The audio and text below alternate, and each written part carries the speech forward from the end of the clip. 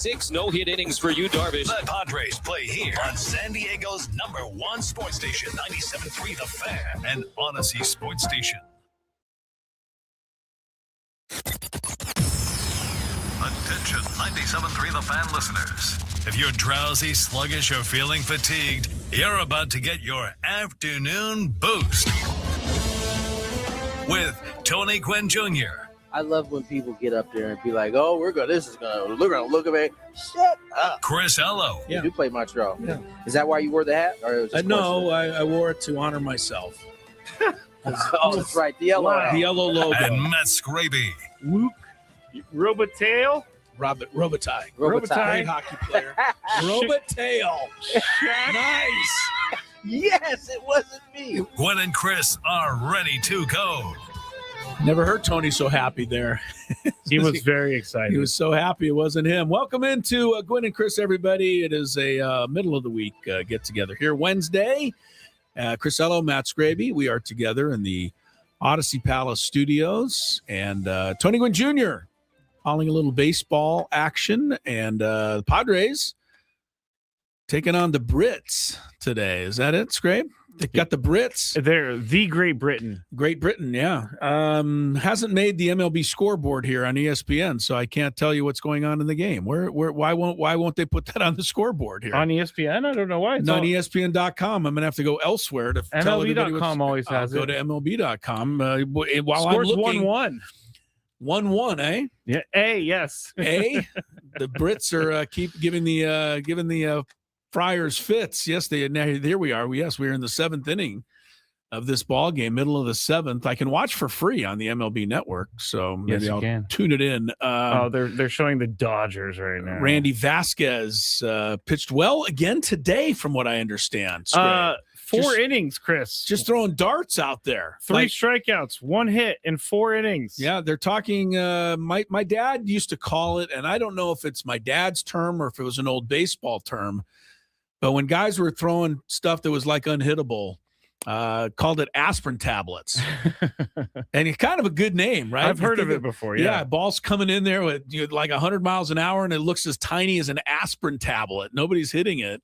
So Randy Vasquez, he has basically ruined all of the drama in terms of who's going to be the fourth starter. I don't care. No, I don't agree. I couldn't agree with you more. This is what you want. Mm-hmm. You want somebody to just step up and totally take command of, that spot. And Randy Vasquez is leaving absolutely no doubt as to, the fact that he's going to be the number 4 starter. And now it's coming down to 5 guys for 1 spot. And, Walker Buehler, I think, is pitching tomorrow. Yes, going to get an opportunity. Marquez had his first start there last week, was a little shaky, but 1 start, you can't, look at it there. Now, JP Sears, he might be playing a little uphill just because his first couple starts. Marco Gonzalez hasn't pitched well yet. Tristan McKenzie, I think, is still trying to. So, to me, and this might be overstating it with, still 3. Is it? Can you believe this? 22 days until opening day. I know. It's 3 weeks. I know. I'm ready. Yeah. I'm already ready. I'm already there, Chris. You're already at the first game. But we got to talk about, we can't bury the lead here, Chris. No, I'm going to get to it. Okay. I am. Are you telling me the sad news that I need to pass along? No. Bury the lead of this game. Oh. Joe Musgrove returned. Yeah, I was going to get to Joe. 2 innings, 1 run. He scattered some base runners for sure. 5 hits, but survived any major damage. It doesn't really matter what he gave up. Yeah, it does. Just the fact that he was out there for 2 innings. But Randy Vasquez jumps out here. He threw 60 pitches today, so that's pretty good. Musgrove? Joe, yeah. Yeah. And here's the thing, though.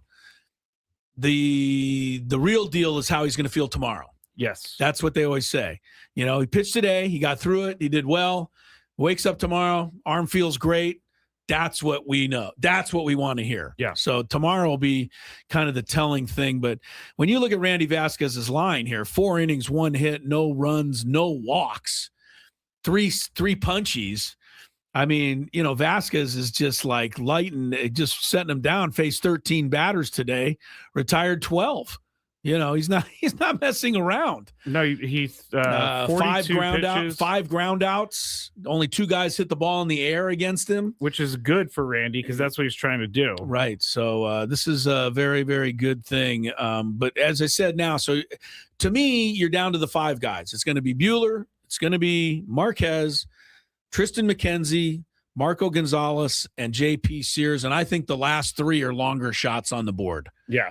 I think right now, I don't know if I'm overstating it. To me, it almost feels like the way everyone's pitched, that it's Walker Buehler's spot to lose. I really think that the Padres, and I feel like Walker Buehler is the most comfortable selection as long as he shows he can, get the ball up there and feel good and, is healthy and, whatever pitching coaches are looking for that I'm not looking for. But as long as Walker Buehler's looking good, to me, he starts the season as your 5th starter. And if there's any problem or he struggles or anybody else, you got Griffin Canning in reserve. Griffin Canning should be ready to go, we hope, by May. Maybe a little earlier, maybe a little later, but depending on the Achilles and how he can get his movement back. I think the rest of the guys are kind of playing for second place. Marquez maybe could sneak in there, but he's going to need 2 or 3 good outings here. I think it's Walker Buehler's spot to lose at the moment. I don't know what I don't know if that's overstating it or not. No, I don't necessarily disagree, but he is on a minor league contract, which could be converted. And Marquez is a major league contract. So Marquez is already on the 40-man roster. I don't know why, because you're right. I feel more comfortable with Walker Buehler starting at the 5th spot in the rotation than any of those other guys. Yeah. So they can convert it real quick. They can kick someone off the 40-man, give Walker Buehler the minimum, and put him on the 40-man, and there you go. But I don't see anyone else. You're right.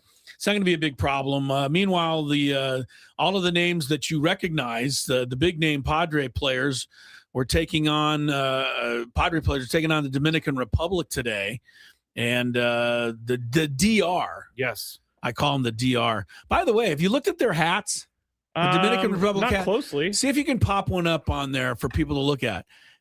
I don't understand the design of the Dominican Republic's hat, but it might have to do with the language, and it might be a language barrier for me.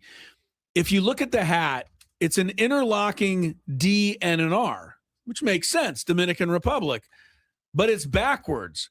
The R is the top letter and the D is the bottom letter. I know why. So is it because it's República de Dominican? No, is that why? I think it's República Dominicana. Okay, so that's why. That's why. Okay. Because the official name is the R first. Right. We just convert it. Convert it. So that's okay. So when I look at the Dominican Republic hat, it's, the RD throws me off. Yes.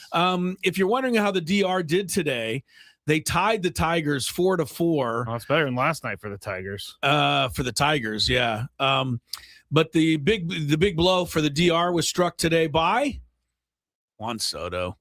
3-run homer for him. Fernando went 1 for 2 in the leadoff spot. Now, this is, creating some interest, by the way. Let me just finish, though. Manny was 0 for 3 in the game. But this whole thing now, Fernando's batting leadoff, and all the Padre fans are coming out of the woodwork, and I knew they would. We should be batting him leadoff. And it keeps going to this. He needs all 40 at-bats, more than he would get if he's batting 3rd or 4th. I saw somewhere yesterday somebody guaranteed he's not going to bat cleanup. I don't know how you can guarantee that because he's been batting cleanup all spring. But here's my way of looking at the 40 extra at-bats. And you tell me what you think, Scrape. Okay. If all 40 of those at-bats are going to come with nobody on base and 2 outs because the bottom of the lineup just rolled over, then I just assume him get more at-bats with 2 guys on hitting in the middle of the order. So is it possible that the analytics of how many times you actually get up could be overrated? In the way of looking at Fernando, I want him in a position to do damage. Mm-hmm. And I just think if he's in that leadoff spot, now maybe it's not, but and again, I can't look I think I have an answer. You know what I mean? I can't look at every analytic and every situation and 2 strikes and with the wind blowing out. First pitch, I'm just saying in general, when you're batting leadoff with the 8-9 guys in front of you, in general, you're not coming up with, scoring situations anywhere near as much as you are if you're batting cleanup. And it showed last year. He only had, 70 RBIs? He barely had more RBIs than Luis Arraez. Yeah. To me, that's wasting Fernando Tatis Jr.'s ability to do damage. But that's how I'm looking at it. I feel like Craig Stammen is at least considering that. But now all the Padre fans, the Dominican Republic's batting him first. They know. Let me get in on this, Chris. Yeah, get in there. 2 things. Number 1, Fernando doesn't like hitting leadoff. Does anybody care what the guy wants? No, I've seen people say that. We don't care what he thinks. Specifically said, I do not like hitting leadoff, but you can tell. Who cares what he thinks? What do you mean, who cares what he thinks? He's the guy who's doing it. That's the craziest thing I've ever heard. Number 2, not every team is going to have the superstars that the Dominican Republic have on their team. I mean, come on. Where are you going to bat the guy? You got everybody. Who's who. Yeah, he would have to be Fernando's batting leadoff because Ketel Marte, Juan Soto, and Vlad Guerrero Jr. are the next 3. Yeah, that's what I'm saying. Like, this is a special circumstance. I agree with you. I think you keep Fernando in the 3 or 4 spot. I hope he opens in the cleanup spot on opening day just because people think he won't. But, Fernando Tatis Jr. has to drive in 100 runs. He's never even done that once in his career. To me, a lot of the potential slug of Fernando has been wasted. And I want to say one last thing about Fernando before we get to there's some sad news to report here. But before we get to that, ESPN.com, we'll go through this list more. But ESPN.com did its rating today of the top 100 players in baseball. MLB Network does it. I don't pay attention to MLB Network because Brian Kinney's involved. So I don't pay attention to their rankings. But ESPN.com did theirs. The top-rated Padre player on this list, coming in at number 14, 14th best player in all of baseball, is Fernando. Yes. There's no way you can waste him with only 75 or whatever he had RBIs. Fernando needs to be in the middle of this thing. He's 27 years old. Again, I don't have statistics to back this up, but they say it all the time, and it's written right here. As Fernando enters his age 27 season, often the best year for a hitter. Yes. They say it all the time. 27 is the one. I don't know what that is. Fernando's B WAR. Tell me what a B WAR is. Not just a war. It's another. I actually don't know. Okay, it's another addendum to the war. Let me see. Fernando's B WAR from 2019 to 2021 was 8. I think it's Baseball Reference WAR. Okay. B WAR was 8.0. Then he got suspended. The 3 years since, 5.6. Still really good. It's good, but it is not 8.0. And it's definitely not 8.0. And if Fernando Tatis Jr. is batting in the middle of the lineup, that B WAR's got to get up into the 6.5, 7 category, and the Padres can go where they want to go. I think they've got to give it a shot with him in the middle of the lineup. There's no way he should have batted leadoff 150 times last year. So last thing on Fernando before we move on to the other news. Yeah. If he is taking, he's going to get 40 less at bats. Right. But if he's taking more at bats with guys on base and hits 5 home runs in those at bats and drives in 20 guys, that still is good enough for me as long as he's doing the job. If he's batting leadoff, 5 home runs, 5 RBIs. If he's batting cleanup, If he's batting cleanup, 3 home runs, but 14 RBIs. There you go. That's the way I look at it. More bang for your buck. That's what I look at. We'll see what the Padres do. But now that he's batting leadoff, everybody's in on this. All right, we got to get to our first break, but there is some sad news to report. For one of the great coaches in the history, I'm going to say in sports. Football is where he made his fame, college football especially. He won a national title. But even more so, he's pretty just famous for his I don't know, just his overall effect on the sport of college football and the way he, some of his quotes, the way he talked, the way he coached, the way he competed, the way his teams competed. Lou Holtz passed away today at the age of 89. I had heard that he was not in good health, Not me personally, but I'd read it somewhere. The Holtz family didn't call. Hey, Chris, Lou's not feeling great. But I had read that he wasn't doing well. He died in Orlando, Florida at the age of 89. Holtz, 249 college football victories. He also coached the Jets for 1 year. I don't know if a lot of people kind of forget that. Yeah. He didn't do so well. So he went back to college. And, of course, most of his fame was at Notre Dame. But he also he uplifted the programs at the Sauce. He went to the Sauce and made them relevant. He went to Minnesota, did the same, and he finished at South Carolina. But 1988 was his finest moment when he led Notre Dame to the national championship, and included that year was a victory over Miami in the famous Catholics versus Convicts football game. Lou Holtz was the Catholic side. Yeah, I get very religious guy. He's also coaching for Notre Dame. He was. He won 100 games at Notre Dame, third all time at Notre Dame. This is sad. That the fact that Lou Holtz passed is sad, but here's something else. Do you know the all-time leading win victory guy in coaching wins at Notre Dame is? We're talking about Newt Rockne. We're talking about Ara Parseghian. We're talking about Lou Holtz. We're even talking about, Marcus Freeman now. We're talking to some legendary coaches at Notre Dame, and Can't there's be more. Charlie Weiss. Brian Kelly. Oh, I forgot he was there. How about that? Brian Kelly is the all-time leader. You could win a few bar bets with that. You by could. The way. I had no idea. I didn't either. But anyway, Lou Holtz, and he in his book Wins, Losses, and Lessons, Holtz wrote, "When I die and people realize that I will not be resurrected in 3 days, they will forget me. That is the way it should be." Actually, it's not.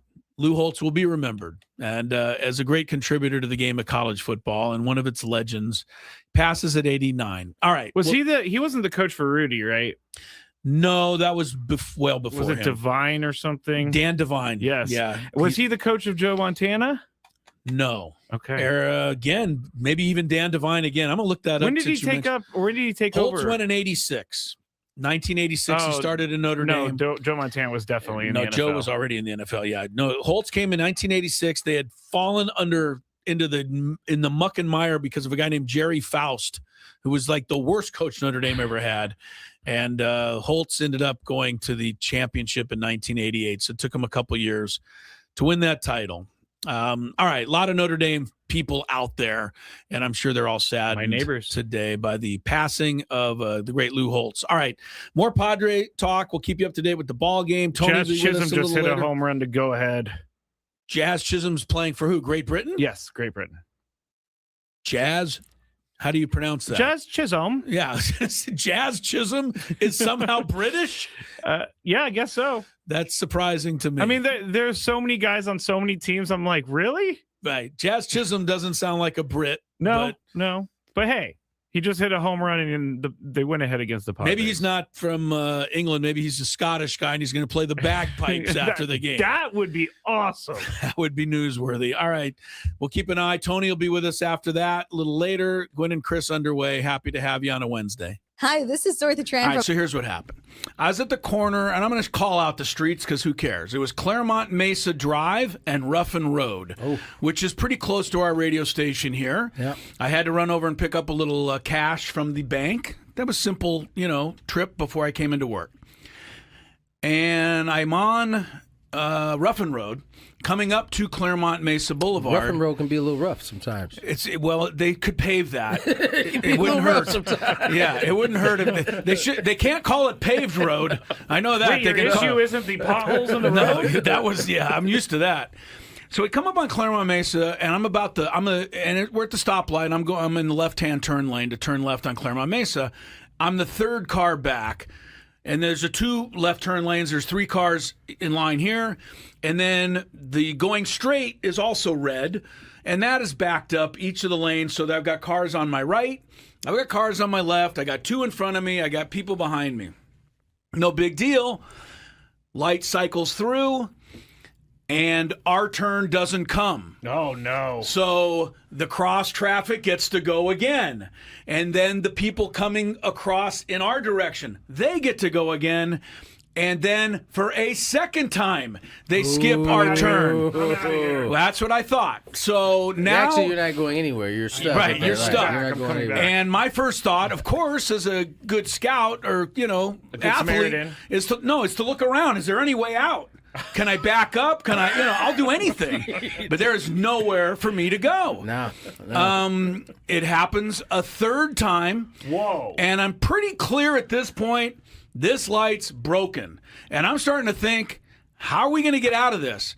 Am I going to have to call, like, the police to come and fix it? No one's going to know it's broken. 911 emergency response. Yeah. Where's your emergency? Ruffin Road in Claremont. The light is stuck. The light is stuck. And so this is 5 minutes probably. But you can imagine 5 minutes. No, that's a long time, That's a long right? time. Well, when it comes to the fourth time, I finally start just leaning on my horn. Oh, I'm trying to get. What are the people in front of you going to do? Well, because there was a moment, right after the traffic comes this way, it paused. You want them to run the light. You could at least a couple people could run the light. We could get this going here. You want them to run the light. I did. Break the law. Well, they had to. Otherwise, we'd still be there. Anyway, so this is going on. So I'm starting leaning on my horn. The lady next to me looks at me like, "What the hell are you doing?" Good for her. Good for her. And good for her. Kidding. I'm like, I'm just ma'am, kidding. are you just clueless? Were you going to sit here the rest of your life? She has faith that the light's going to turn eventually. Evidently so. If it had gone again, the guy next to me on this side rolled down his passenger window. That starts to go down. I think he's going to be mad. And he's like, what? And I'm like, I'm pretty sure the light's broken. Like, how do you not know this? We've all been sitting here for 6-7 minutes now. The two cars at the very front of the left turn lane are not budging. So they apparently are content to sit there for as long as it need be. They also have faith that the light is going to turn. But I have no faith. What gives them that faith? Yeah, but what gave him the faith? I mean, it had cycled through 4 times now.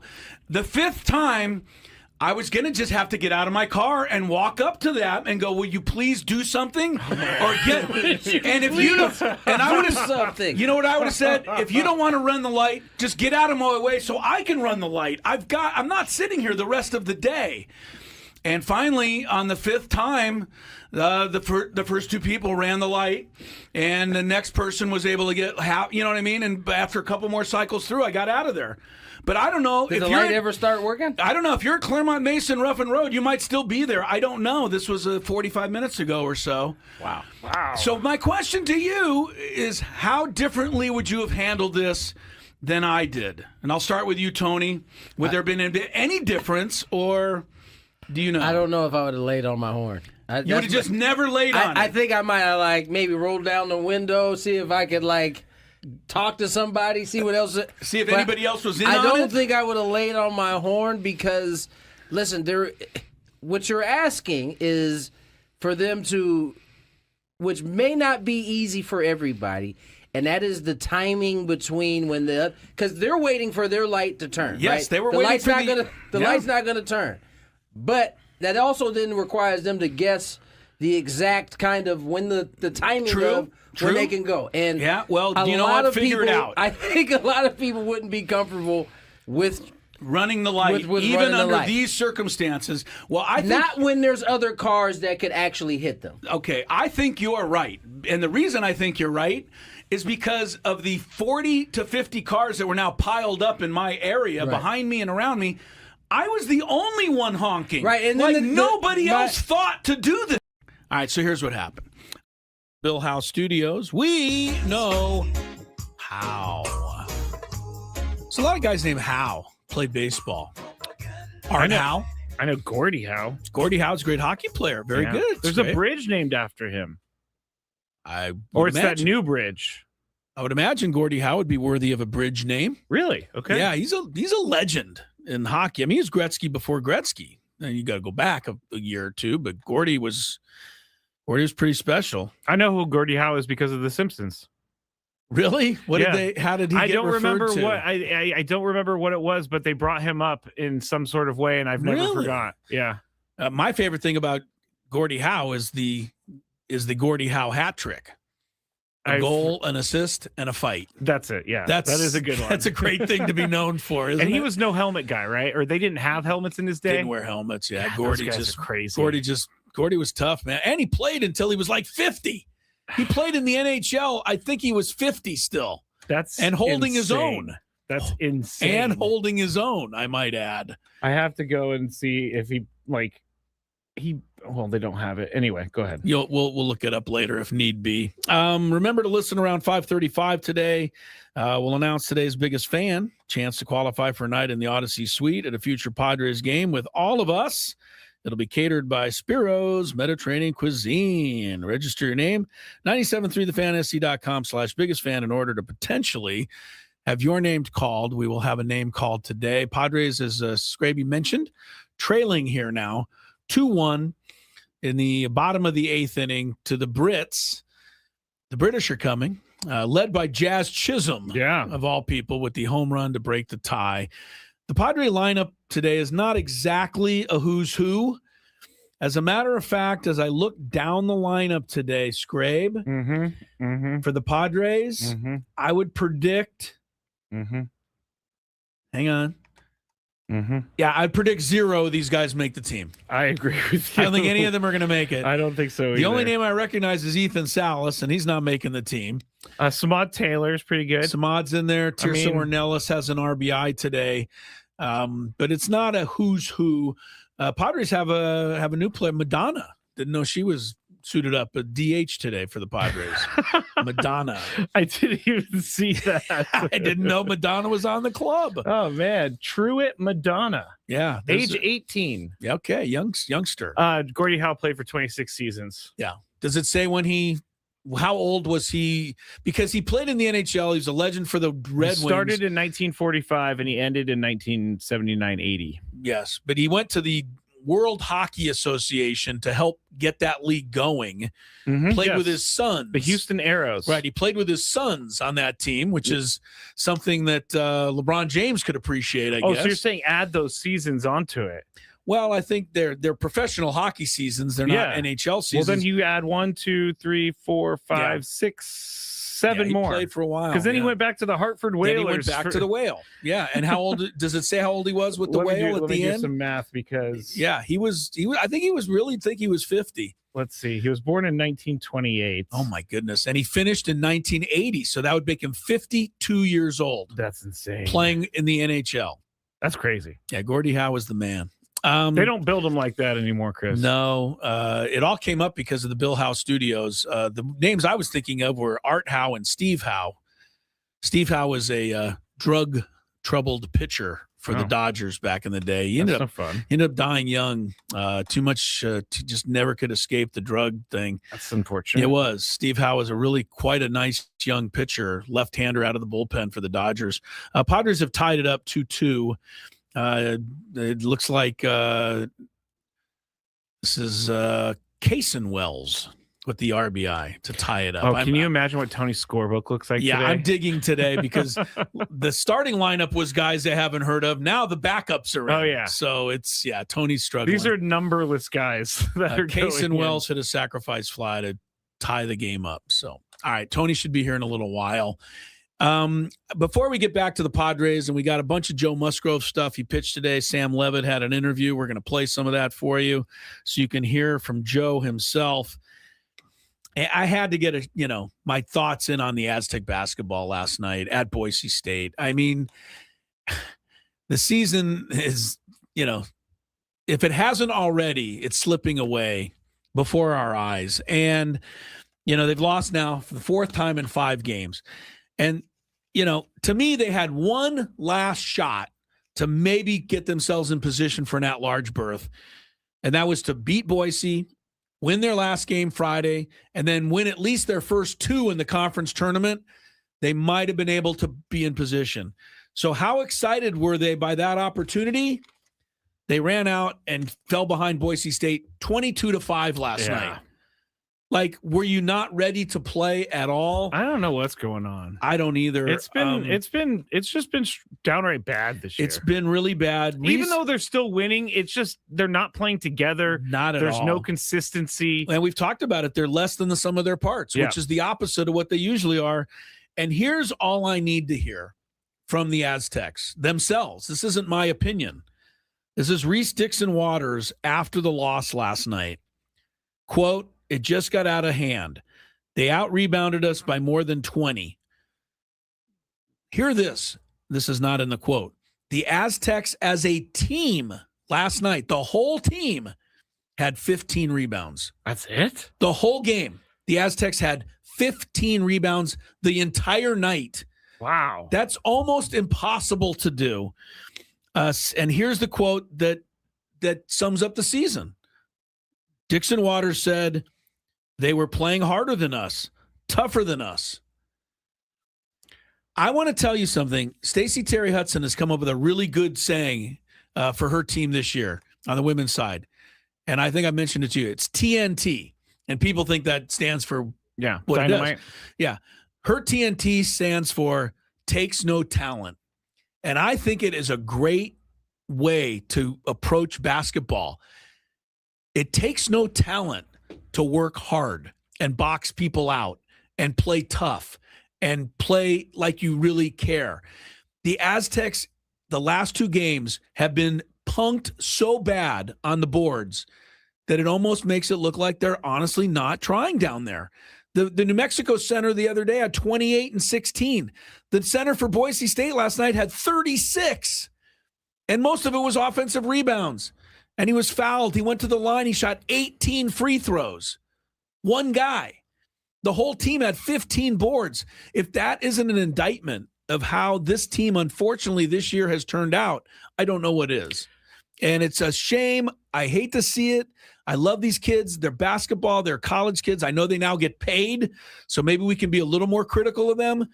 Magoon Guath is not playing anywhere near the level of a whatever he makes, $1 million player, whatever. I mean, he's getting beaten up down there. These guys are just destroying him. He scored 4 points last night, had a technical foul late in the game. Miles Bird, if he misses another wide open dunk, I'm going to lose my mind. He missed it for the fourth time this year. That's a lot. A breakaway, and he went to his tomahawk, and Scraby, he hit the front of the rim and fell down. Oh, it was, I didn't see that. for lack of a better term, Miles, it was comical. Oh. I mean, if you want to be on all of the blooper reels, that's where you're going to end up. And, Brian Dutcher said, I told him, look, we need the two-hand dunk, man. We need the baskets. Yeah. And now Miles, we went back to the one hand last night, and it was a breakaway layup. There was no one near him. So, it's unfortunate.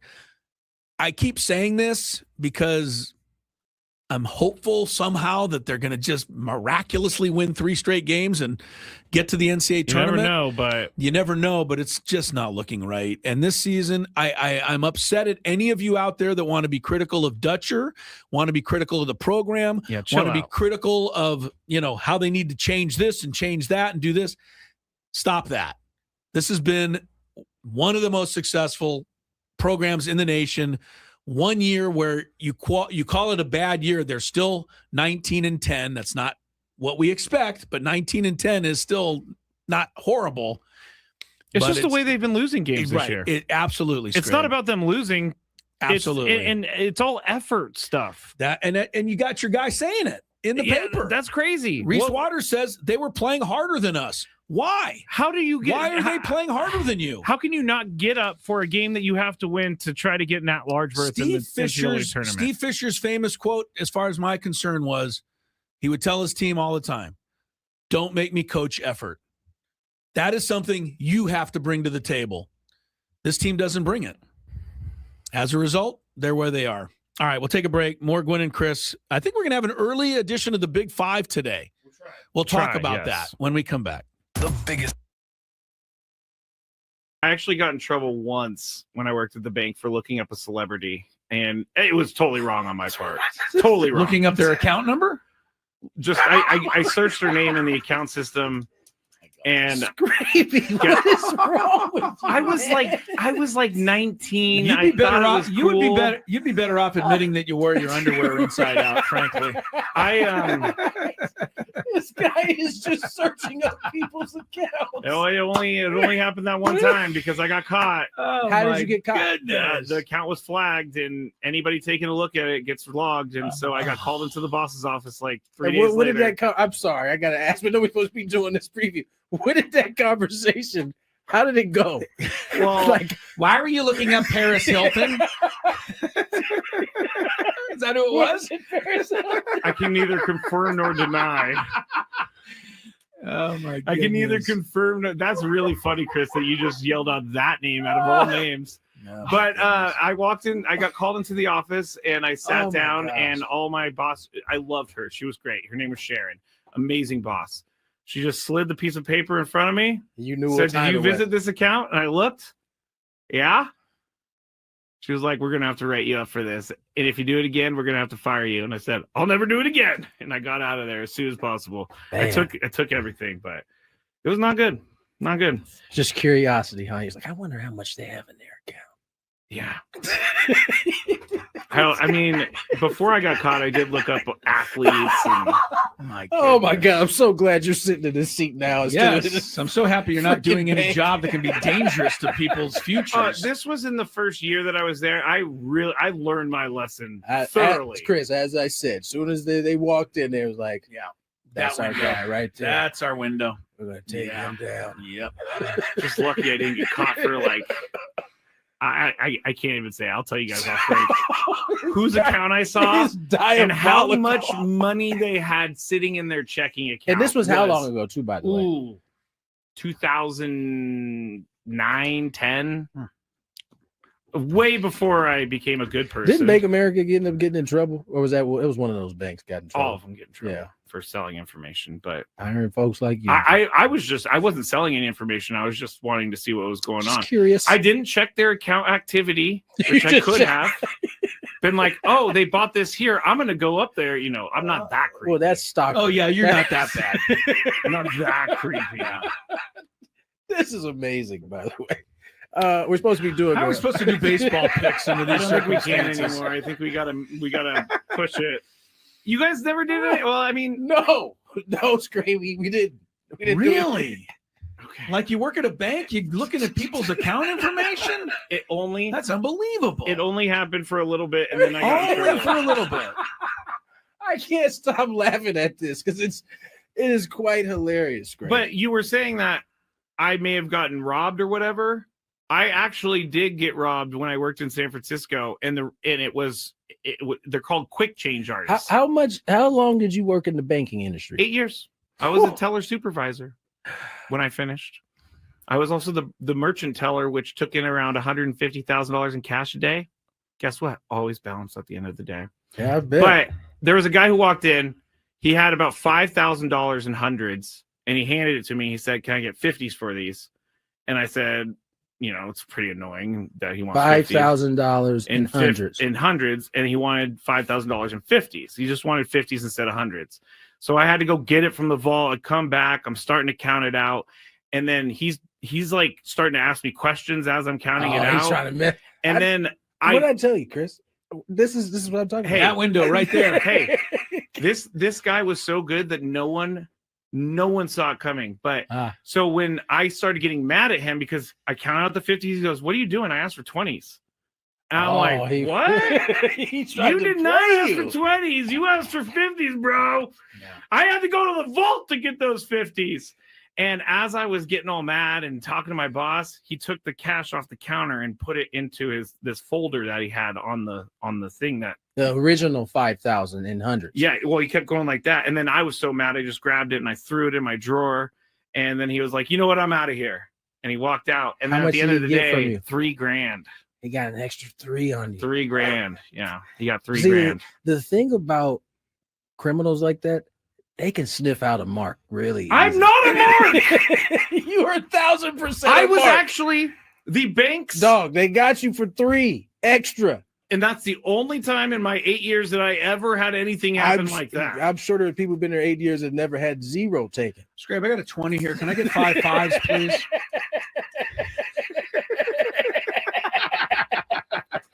I hate you guys. Let's get to That was one of the worst moments of my life, but you know what? It taught me a lot. Never trust anyone ever again. you know what? You definitely have learned because you don't trust very many people. I don't trust anyone anymore. You are I actually got in trouble once when I worked at the bank for looking up a celebrity, and it was totally wrong on my part. Totally wrong. Looking up their account number? Just I searched her name in the account system, and Scrapey. What is wrong with you? I was like 19. You'd be better off. You would be better. You'd be better off admitting that you wore your underwear inside out. Frankly, This guy is. Gwynn and Chris, a little Omaha here. We were gonna do an early version of the Big Five, but we decided we'll wait a little bit, play it about an hour from now. Because you want to get in a game of Chris's Fantabulous Sports Game Show. We're gonna have the Fantabulous Sports Game Show. It's got to make a return, man. It's been out for I don't know how long. Fans are demanding it, Scrape. So the Fantabulous Game Show will be back. Tony should be joining the show, I'd say by 4 o'clock or so. He's finishing up the Padre game here in Peoria today. They're in the 9th inning of a 2-2 tie with the Brits. And so when Tony gets back, we'll do a Fantabulous later on. Also going to have Bailey Barnhard, Aztec women's basketball team. I talked about the men there. The women just keep on rolling. They finished up their regular season with another win last night at Air Force and 25-4, Scrape. That's a hell of a great season, but they still need to get it done in the tournament, which starts this weekend in Las Vegas. So we'll talk about them for a little bit. Now, you're saying, you told me last week, maybe it's changed. No. If they don't win their conference tournament, they're not in the NCAA tournament? It's a one-bid league, and the reason it's a one-bid league is because none of them, I don't want to say none of them, but the top teams in the league, they all play, the 4 or 5 games against some power conferences in November. Yeah. They don't win them. The Aztecs lost to Penn State this year.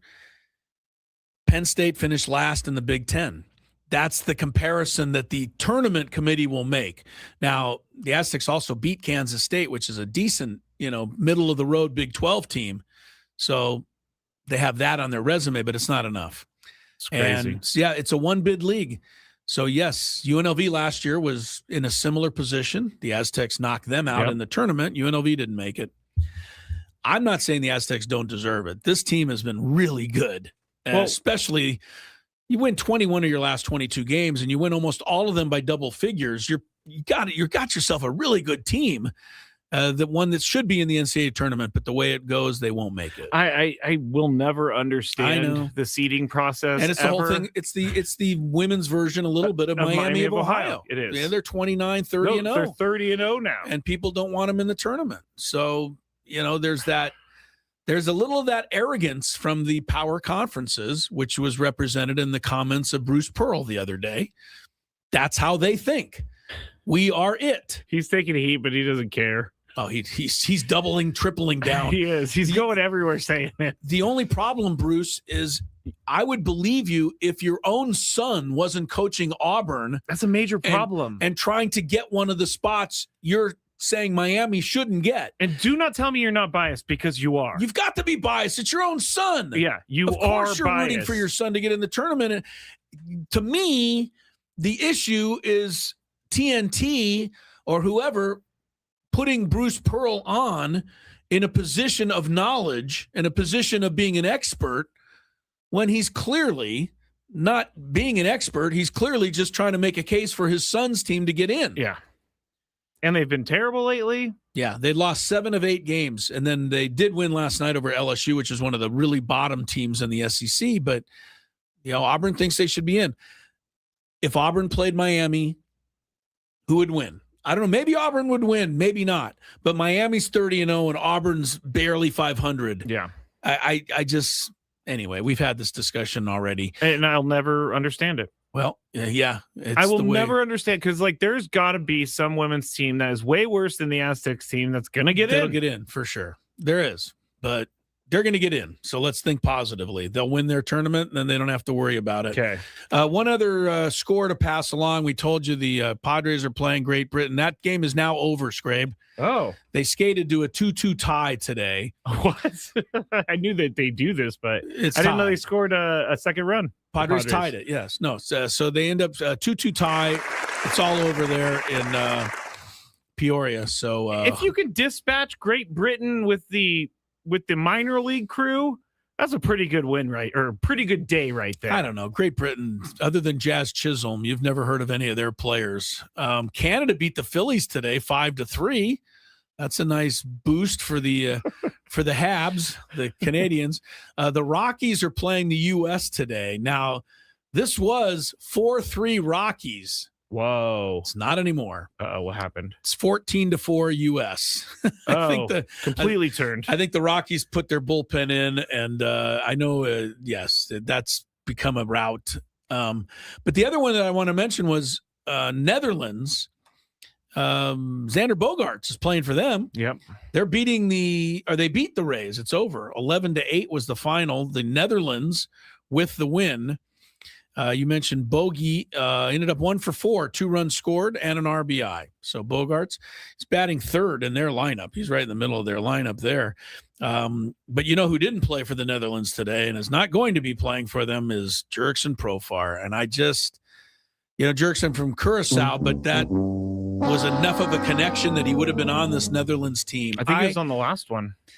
There's nobody personally that we've met, Scraby, at spring training or after games or down there that we've liked any better than Jurickson. He just is a fun guy. He's always got a smile on his face. Tony will tell you the same thing. And the year that he, had here, the breakout year a couple years ago, he not only had a great year, did they ever name him the team MVP that year? It was close. I don't remember if he ended up getting it, but yeah, I don't either. He was certainly the fan favorite. Oh, everyone loved Jurickson, and you can understand why. Always played with a passion and a smile and with a, just the way he defended San Diego at all times. Oh, no kidding. And for him to make the one mistake last year and be suspended 80 games, I blamed him 100%, but there was a tiny bit of me, and I think a tiny bit of everybody that said maybe this really was a mistake. Maybe it just something slipped in there that he didn't know about.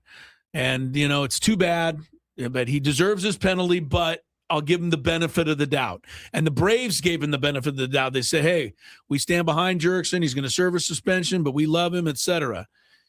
But when you get caught a second time, man, it's all over. That's it. There's nobody anywhere, me included, you included, the biggest Jurickson Profar fan out there in San Diego or Atlanta included, that can stick up for him anymore. That's it. And you had the guy on from Atlanta yesterday. Chris Domino. Chris just said straight up, he's a bum. Yeah. I hate to call Jurickson Profar a bum, but he's not very smart. I mean, you can't take any supplement once you've been caught once. AJ Przinsky can't. AJ Przinsky said yesterday in Foul Territory, I don't care who you are. If you already got found guilty once, you better know everything that's going in your body. You better not drink a glass of milk before you read the ingredients. You have to know everything. But you cannot risk it again. And he has still not come out with a statement.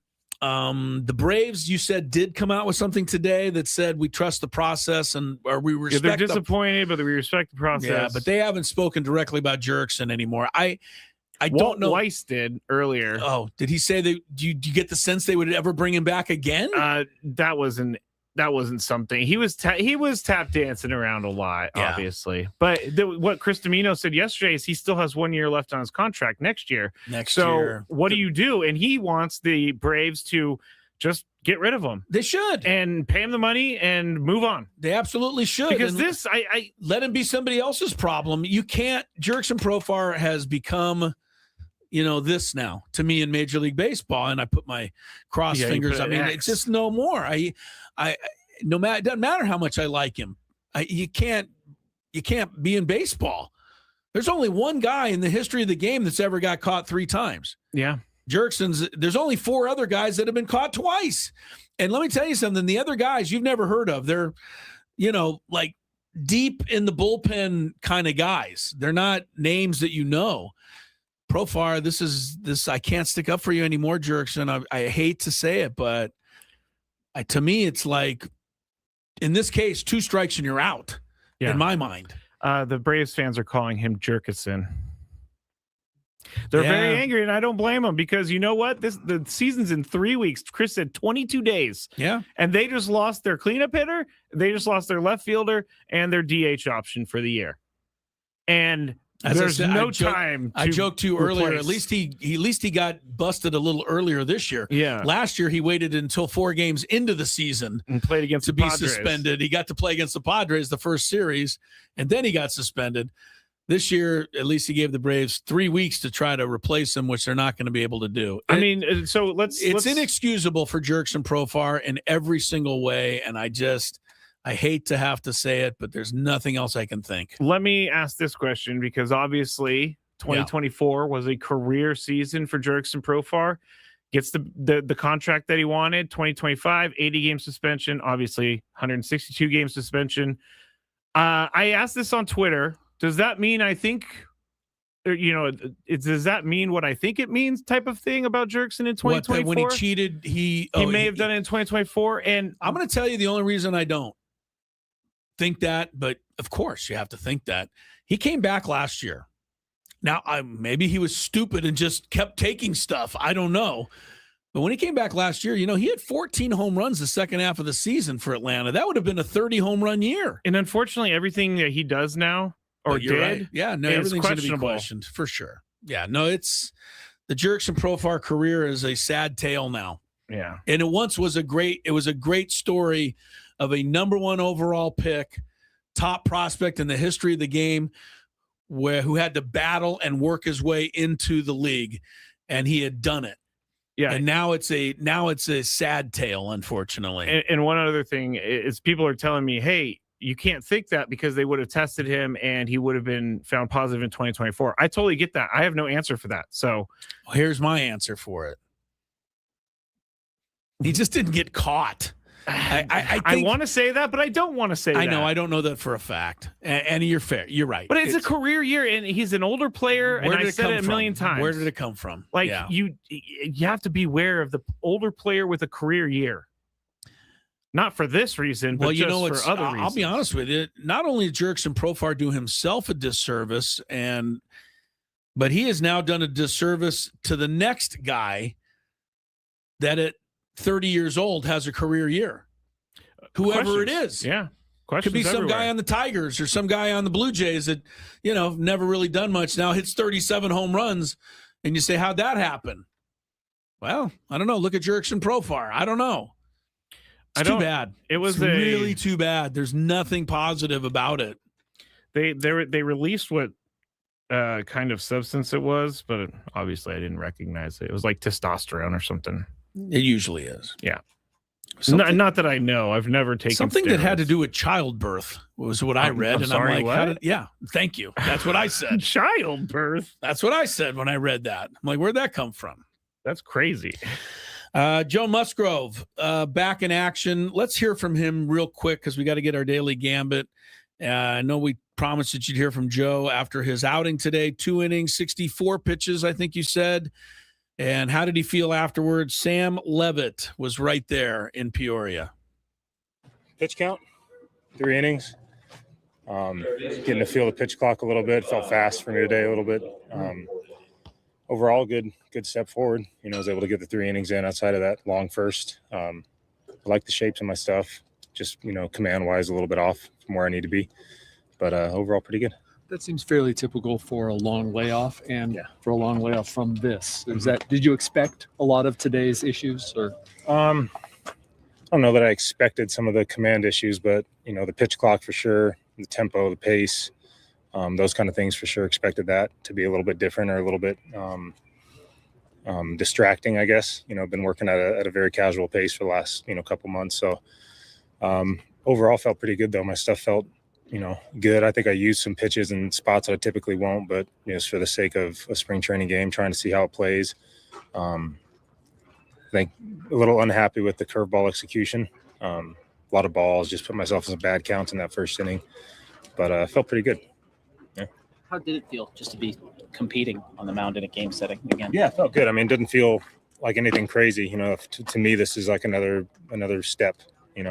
I think getting in a big league game and facing big league hitters in a big stadium, night game, things like that will be another adjustment. But for me, this was just, I'm still kind of checking boxes and building up. So I'm not putting too much, value into how I do in these outings and whatnot. It's just kind of reminding myself of what the big league flow is like and kind of getting familiar with things again. Has the progression really felt like a normal spring to you, knowing that you kind of built up in a normal way in the offseason? I know that you're into game.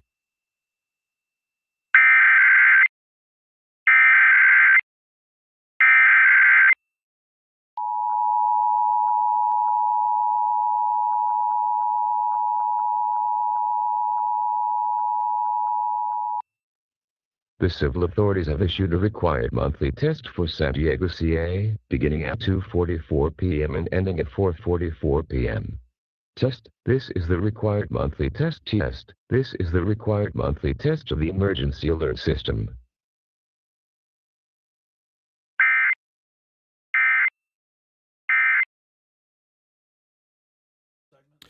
No, we're back, Chris. That, again, the emergency alert system cut off all of our programming, which is really annoying. You know what I get a kick out of the emergency system is? What?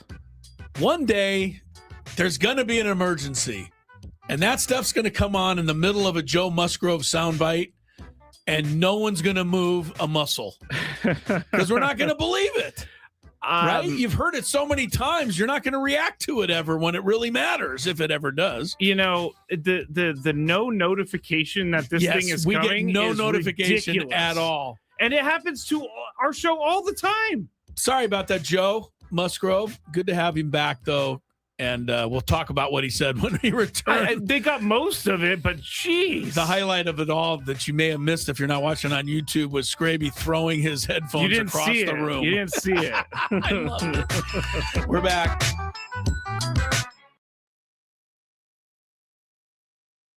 Thank you for listening to 97.3 The Fan. Be back shortly. I would be back shortly if the thing will click. See, I'm clicking.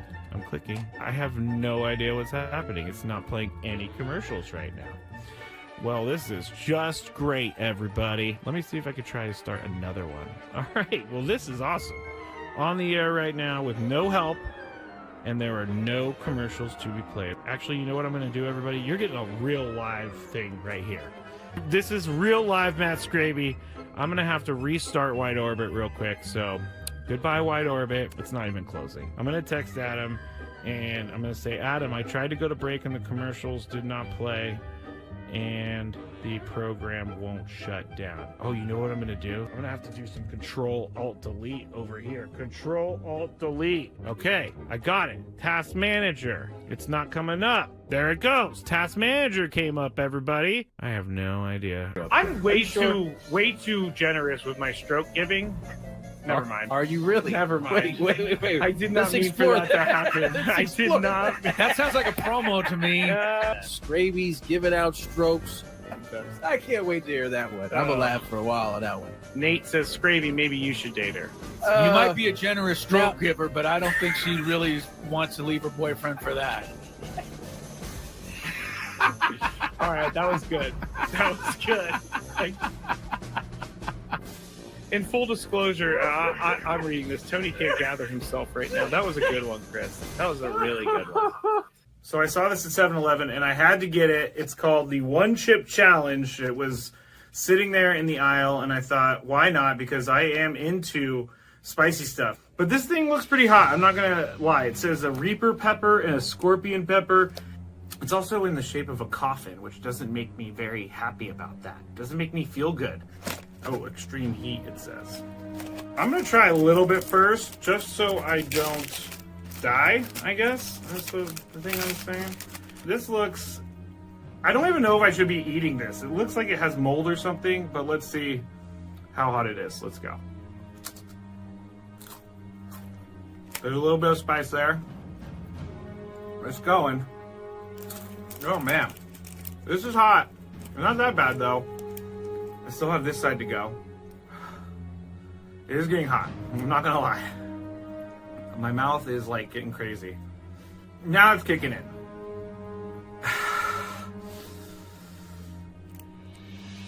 I'm not sure if I'm going to finish this. Honestly, it's getting serious. I got to go with the milk.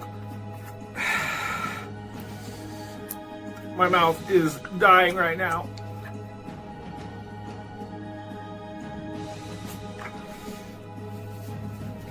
Yeah, this is not fun, guys.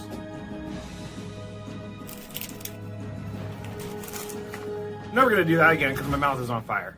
Thank you for listening to 97.3 The Fan. Be back shortly. I would be back shortly if the thing will click. See, I'm clicking. I have no idea what's happening. It's not playing any commercials right now.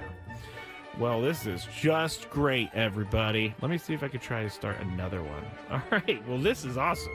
On the air right now with no help, and there are no commercials to be played. Actually, you know what I'm going to do, everybody? You're getting a real live thing right here. This is real live Matt Scraby. I'm going to have to restart Wide Orbit real quick. So goodbye, Wide Orbit. It's not even closing. I'm going to text Adam, and I'm going to say, Adam, I tried to go to break and the commercials did not play, and the program won't shut down. Oh, you know what I'm going to do? I'm going to have to do some Control-Alt-Delete over here. Control-Alt-Delete. Okay, I got it. Task Manager. It's not coming up. There it goes. Task Manager came up, everybody. I have no idea. I'm way too generous with my stroke giving. Never mind. Are you really? Never mind. Wait. I did not mean for that to happen. I did not. That sounds like a promo to me. Scraby's giving out strokes. I can't wait to hear that one. I'm gonna laugh for a while on that one. Nate says, Scravy, maybe you should date her. You might be a generous stroke giver, but I don't think she really wants to leave her boyfriend for that. Number 2, Chris Ello, Scraby, Wednesday, Bill House Studios. We Know How, middle of the week get together here on 97.3 The Fan. You know what's weird? I just said that, and then I thought for a second, is that right? 97.3 Isn't that The Fan? weird? Like I say it 50 times a day, but for some reason in my mind, I said that, and I'm like, I hope I said the right number. It's probably because the EAS test confused you. No kidding, man. Stop doing that to us. All right, we're going to get to some Daily Gambit stuff. Bailey Barnhard, San Diego State. She'll be with us. She's fun to talk to. She's coming up in a little bit. And Big Five in this hour. Tony should be with us soon later on. The return of the Fantabulous Sports Game Show. Quick news items of the day if you're just tuned in. Sad news, the passing of college football coaching great Lou Holtz. He passed at the age of 89. And the Padres' spring training game against Great Britain today ended in a 2-2 tie. Joe Musgrove, 64 pitches. And we heard from him there before the emergency broadcast. But all in all, good outing for Joe today. Randy Vasquez, though, wow, 4 innings, 1 hit, 3 Ks. He's all but locked up that 4 spot already. He's taken the drama out of it. He's been great. Yes. All right, let's get to some one more thing, Aztec basketball. Last night, they got UNLV Friday before they go into the Mountain West tournament. All right, let's go to the Gambit. Do you like money? I think about money a lot. Do you like money without doing anything? Winning. Do you want to make money while watching sports? I think Washington is immortal luck. Washington! Woohoo! If you answered yes, this is your segment. Just don't blame us when you lose. Nothing is ever your fault.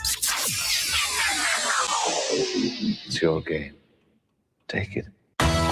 Gwynn and Chris go through the top bets of the day in The Daily Gambit on 97.3 The Fan. Daily Gambit is our daily sports betting segment here on Gwynn and Chris. Please, everybody, gamble responsibly. I have an announcement for the Scraby Show. Okay. I have figured out the daily gripe, and it's the EAS test. We're going to talk about it during the Scraby Show. All right. This last one really bothered Scraby me. fired his headphones across the studio. It's because pleased. How many times have we asked Chris to get help?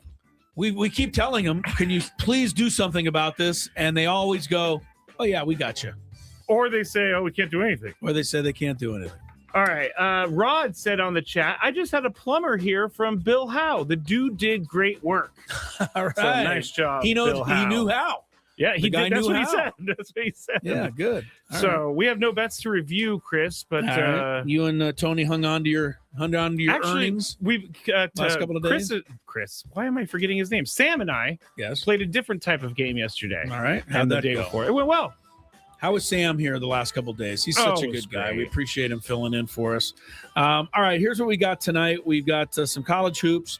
I always put these guys in there because I just like saying it. The Sauce is 6.5 over Texas tonight.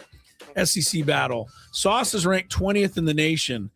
But if I'm not mistaken, the Sauce's last game did not go well. They lost to Florida 111-77. I don't know if you saw the clip in this game. There was a bit of a physical altercation. I remember a couple of players, one from each team. While they're looking at the monitor, the refs were looking at the monitor. The Florida coach, and I forget his name, he's the national championship coach. Todd I should know Golden? it. Thank you. Yeah. He started, I don't like to say it because you get mad at me, calling John Calipari a bunch of names that start with F. Oh. And Calipari was like, you're going to bleed. I mean, they showed this with the lip reading. I thought the two of them were going to start throwing haymakers. I did not see And this. you better be careful because Calipari has a little experience. Remember, he fought John Chaney of Temple a long time ago. Yeah, he's kind of a big guy. Calipari is a combative guy, but the Florida coach was not backing down. He was not happy with, I think, one of Calipari's players started the altercation, and he said, tell your guy to get the bleep out of here. And Calipari said, you tell me what it was. Wow. Yeah, that was a good one. Florida ended up winning, though, by 44 points. So Florida got the last laugh. Yeah, Sauce is still favored by 6.5 tonight over Texas. Do they bounce back, Scrape? I would think they bounce back. Go with the Sauce? Yeah. I'm going with the Sauce. I love the Sauce. I love the Sauce a lot more now that Eric Musselman is not there. Eric's never been one of my all-time faves. You don't say. USC now. Chad Baker Mazzara. Yeah, we you didn't make get a deal into with that. you make a deal with the devil. Bring him in. Was he known as a Mazzara's he was a fracturer. He was not well liked here at all. Then he went to Auburn. Of course, Bruce Pearl's like, I love the guy. He helped me get to the Final Four. Now, of course, you would, Bruce. It doesn't speak to his character if he, just because he's a good basketball player. I think if Eric Musselman's had enough of you, that's, saying something, I must tell you. Yeah, that is true. I mean, because Eric Musselman, like I said, he's one willing to make that deal and bring you in, and he'd had enough of this guy. Can you imagine him and Mick Cronin together? Well, Chad Baker Mazzara. Well, you got SC UCLA. They play each other now. Oh, That's man. craziness when they get together, I bet. Oh. Musselman is very combative. He's a competitor. I'm going to give him that much. He will compete, but sometimes I think he crosses the line. Wisconsin 14.5 over Maryland. I brought this up, because Wisconsin I'm just giving you a little heads up. I'm reading it a lot. If you're looking for a sneaky team in your bracket, people say Wisconsin. They're not ranked. Probably going to be a 5 or 6 seed. They have a win over Michigan this year. I've heard really good things for Wisconsin. But here's the other thing about Wisconsin that I had forgotten about. You know who their best player has been this year? And I read this, and Andy Katz was picking his all Big Ten team the other day. I do not. Best player on Wisconsin this year, some guard by the name of Nick Boyd. Ah. Yeah, the Aztec guy. He's at Wisconsin now. Man, that guy, he's gotten around. Yeah, but he's finding good places. He's averaging 20.5 points per game. Where was that last year? He had his moments, but he didn't average 20. He had some 20s, but isn't that funny? The first thing I think about is, well, where was that last year? Yeah. And Nick Boyd was also the guy that Lamont Butler hit the winning shot over in the Florida Atlantic game. He's all over the Aztecs. Nick Boyd's been everywhere, but he's leading Wisconsin this year. For that reason, I'll take Maryland just because I'm anti-Nick Boyd for the moment. Although I met him a couple times last year, and actually I thought he was a good guy, but I did not like him leaving the program. And we had him on the show. Yeah. I'll go with Maryland as well. We're both going Maryland. All right. New Mexico 8.5 over Colorado State. If New Mexico wins, I'm pretty sure the Aztecs fall even further in the standings. I think they go to 3rd. Now, Ziegler said that the Aztecs have at least at the very least, clinched a bye in the first round. So they will finish in the top 4. But, yeah, right now, Utah State's 14-5. New Mexico State's, if they win, they'll be 14-5. The Aztecs are a game behind them. So the Aztecs have slipped to 3rd. New Mexico 8.5 over the Rams. Your pick. Your Rammies. I'm going to go New Mexico. Yeah, at home in the pit. Saw what the Aztecs did down there. All right, here's a couple of guys to look out for in college basketball. They're 2 great freshmen, and you should know who these kids are, and you should try to watch them play before the season's over, because next year they're both going to be in the NBA. One is Darius Acuff, plays for Arkansas. He's averaging 22 a game. He shoots 45% from 3. Wow. The other guy is Kingston Flemings, another freshman guard for Houston. Even if you don't know anything about him, you got to love the name. Kingston Flemings. I do love Kingston for sure. Well, they're both playing tonight. Acuff is playing Texas. Flemings is playing Baylor. Acuff -5 in the points. I'm going with Kingston Flemings +5. Like that name, and I've seen some of his game. It's pretty good, man. These are freshmen. They're just so good now. Crazy. I'm going to go with Darius Acuff. Going with Acuff. You got it. OKC 4.5 at the Knicks tonight. In the NBA, another classic NBA moment last night. Thunder playing the Bulls. First of back-to-back. SGA sits out. He's got to rest up for the Knicks game. I just hate that. And they give it well, he's recovering from an injury. Is he recovered or not? Yeah. He's playing in the NBA. He took a night off because they know they can win without him. Isn't he getting close to that threshold for being an MVP? I think he's got 5 or 6 left. So they used one of them last night. It's just the NBA is so under siege right now with the tanking, with the sitting out, with the traveling, which is getting absurd. And people are putting videos up that are absolutely hilarious. There was one of SGA the other day taking 7 steps before he shot the ball. And I mean, what were we watching the other day when I was like, wasn't that traveling? Guy took like 6 steps. Yeah. Doris Burke's my new hero, by the way, the commentator. She was talking about a call that was made against Ant-Man for pushing off the other day. And she goes, I don't know why they called that. SGA does it on every shot. Oh, she had your back. She had my back. She listened to the show, apparently. SGA, by the way, when you see the highlight of it, you'll know why I'm picking the Knicks. His outfit tonight, oh my God, walking into Madison Square Garden is absurd, even for NBA standards. I was going to choose the Knicks for that same exact reason. He had like a fur coat on, but it was just covering his mouth, and that's how it was like staying on. It was a fur coat was covering his mouth and then opened beneath him. It was like a cape. I don't know what he was thinking. It's somewhere cold in New York. I get that, but that was ridiculous. Somebody somewhere will think that's a cool look, but it's not going to be me. Clippers 12.5 over Indy tonight. Clippers have actually played pretty well since getting rid of James Harden. Now on the other side, so have the Cavs. Since they got James Harden, I think they're 9-1. I think he got hurt. He got hurt his thumb. But anyway, Clippers, Indy. You're up. Is Kawhi playing?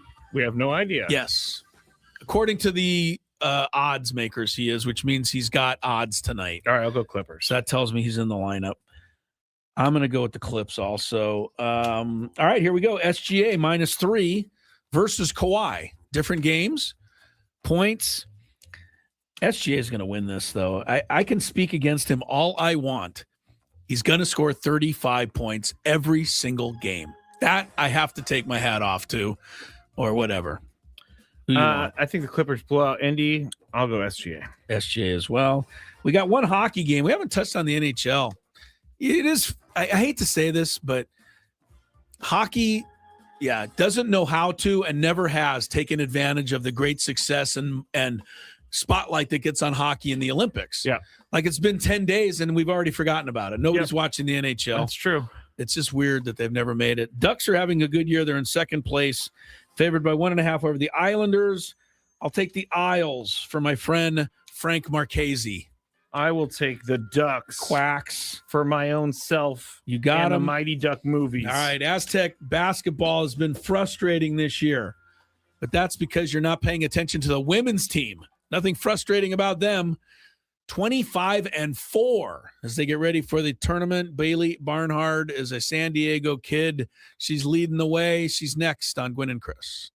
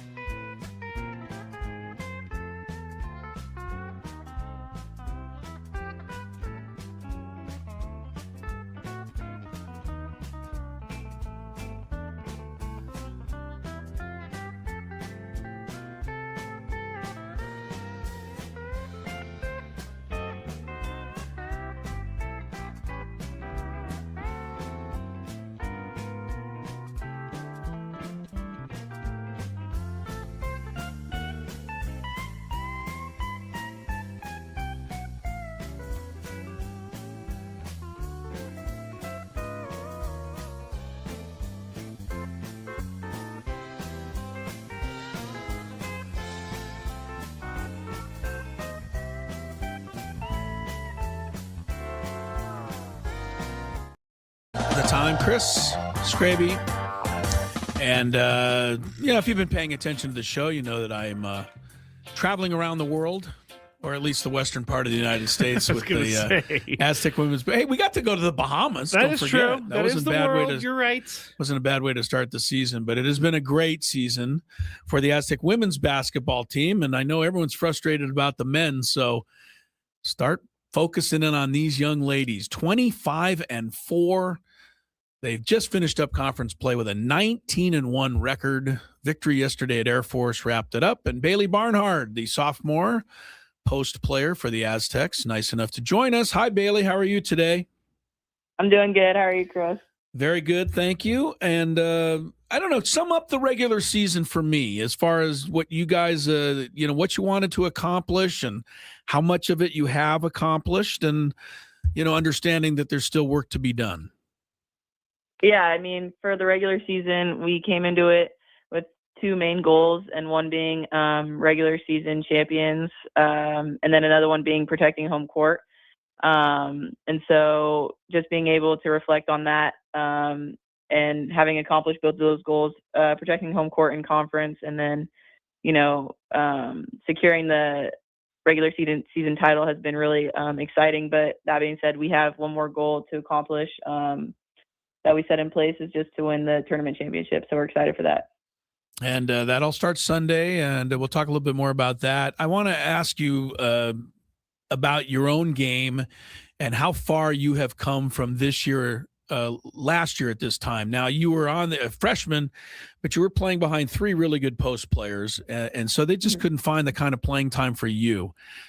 I've been talking to some of the folks around this team, and they said that of all of the people this offseason, nobody worked harder on strength, conditioning, bettering themselves than you did.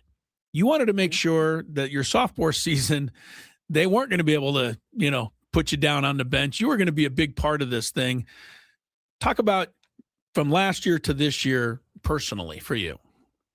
Yeah, I mean, having that experience last year, it was nice to learn behind those three older players, but I don't think anybody really likes to play on the bench. So that was my biggest motivation coming into this upcoming year, and especially focusing on the off season. It was just to improve any area I felt necessary, so that there was no, so that I wouldn't have to sit another year on the bench, and honestly, just taking that, also motivation. We had how many girls leaving, all in my position, so just really focusing on, making sure there's no really let off from last year to this year, making sure we could still become a winning program. Let me tell you how much she's worked, Scrabe, and then I'll throw it over to you. Bailey is a post player. We talk about that. So she's supposed to score in the paint.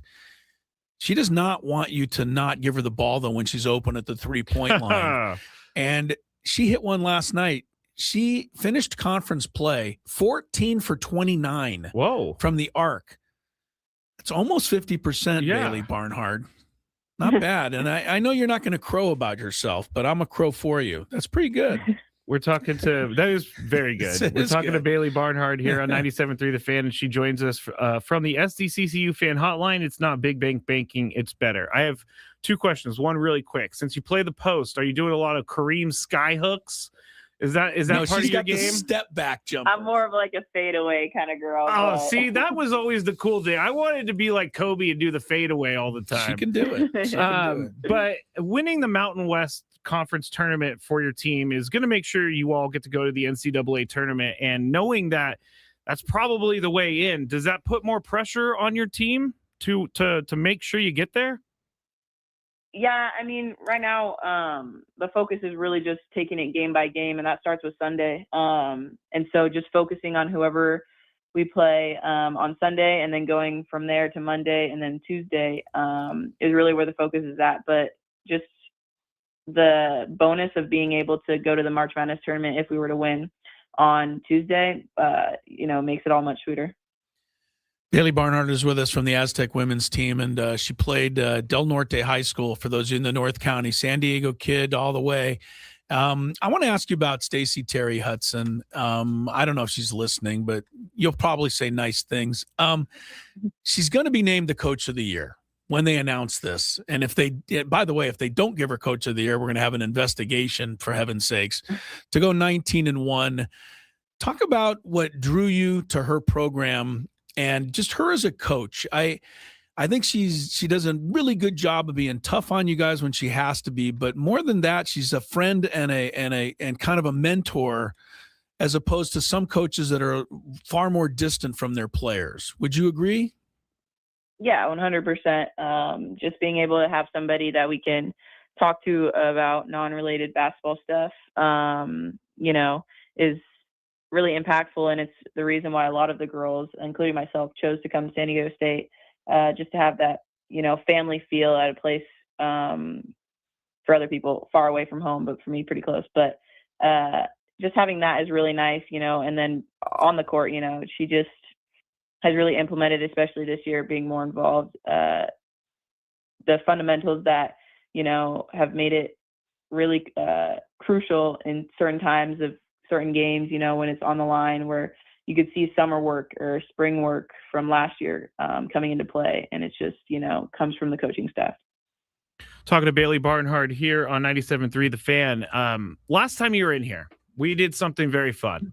And you were going to do a Rubik's Cube. She did. You did do the Rubik's Cube, but Chris's Rubik's Cube was from 1942, and so it wasn't moving. And I can confirm this because I've tried to do this Rubik's Cube. It's like getting a wrist workout while you're doing it. But you also told Chris that you would do it in front of him with another Rubik's Cube. But he tells me that you haven't done it yet. So how can we believe you? We still have no official proof of your abilities to do it in 1 minute. We have 5 days together, Chris. All right, make it happen. Okay. All right, you're going to make it happen. Okay. But Bailey and I also share one other thing in common, and this is weird to me, but we all got backpacks where the kids all get backpacks. They put all their stuff in it. You know me, Scraby, I have OCD. I gotta take all the tags off, all the stickers off, right? You know what I mean? You know how I am. I do know. Well, so it's noticeable to me that all year, Bailey Barnhard is the only person I've ever seen whose backpack still has the original tags hanging from the backpack. Is that for identification? I don't know why she does this. See? For what identification? I leave the tags on too, so I know that's my bag. Yeah. Oh, please. Exactly. That was really your anyway. So I got a new backpack 2 weeks ago from the team, and I put all my gear in there. And just to honor Bailey, I've kept my tag on. That's great. I've kept my tag on. But I told her, I said, you don't know how hard this is for me to do. Because, I mean, in the world that I live in, things have to be tidied up. But I think if we win, and I'm going to say we, because you guys have, always made me feel a part of it, Bailey, and I appreciate that from all you kids. But if we do win Tuesday, I think after we cut the nets, you and I should cut the tags. What do you think? I don't know. I think we should test our luck through the tournament if that were the case. Okay. Keep it going to the tournament. Definitely. All right. Fair enough. All right. Well, thanks for coming on, Bailey. Appreciate it. Good luck. And we'll see you this weekend in Las Vegas. And hopefully you guys will bring it home. Yes. Thanks for having me. There she goes. Bailey Barnhard. Such a good kid. All of them are on that Aztec women's basketball team. 14-29 from three is no small doings. That's 50% or 49.9. That's pretty good for a post player. She's not a guard. That's a really good point. I'm a 48% three shooter because of the video that I did for you guys way back when that you still don't believe that I did. I believe Bailey Barnhard can do a Rubik's Cube in 1 minute, a whole lot more than I believe you can shoot 3-pointers at 48%. So we'll see how that goes. All right, we'll take a break. We come back. Big Five time. Yes, Big Five. And Tony should be coming around sooner rather than later. Mountain. So we'll catch up with him and more Gwynn and Chris ahead. Ben and Wood.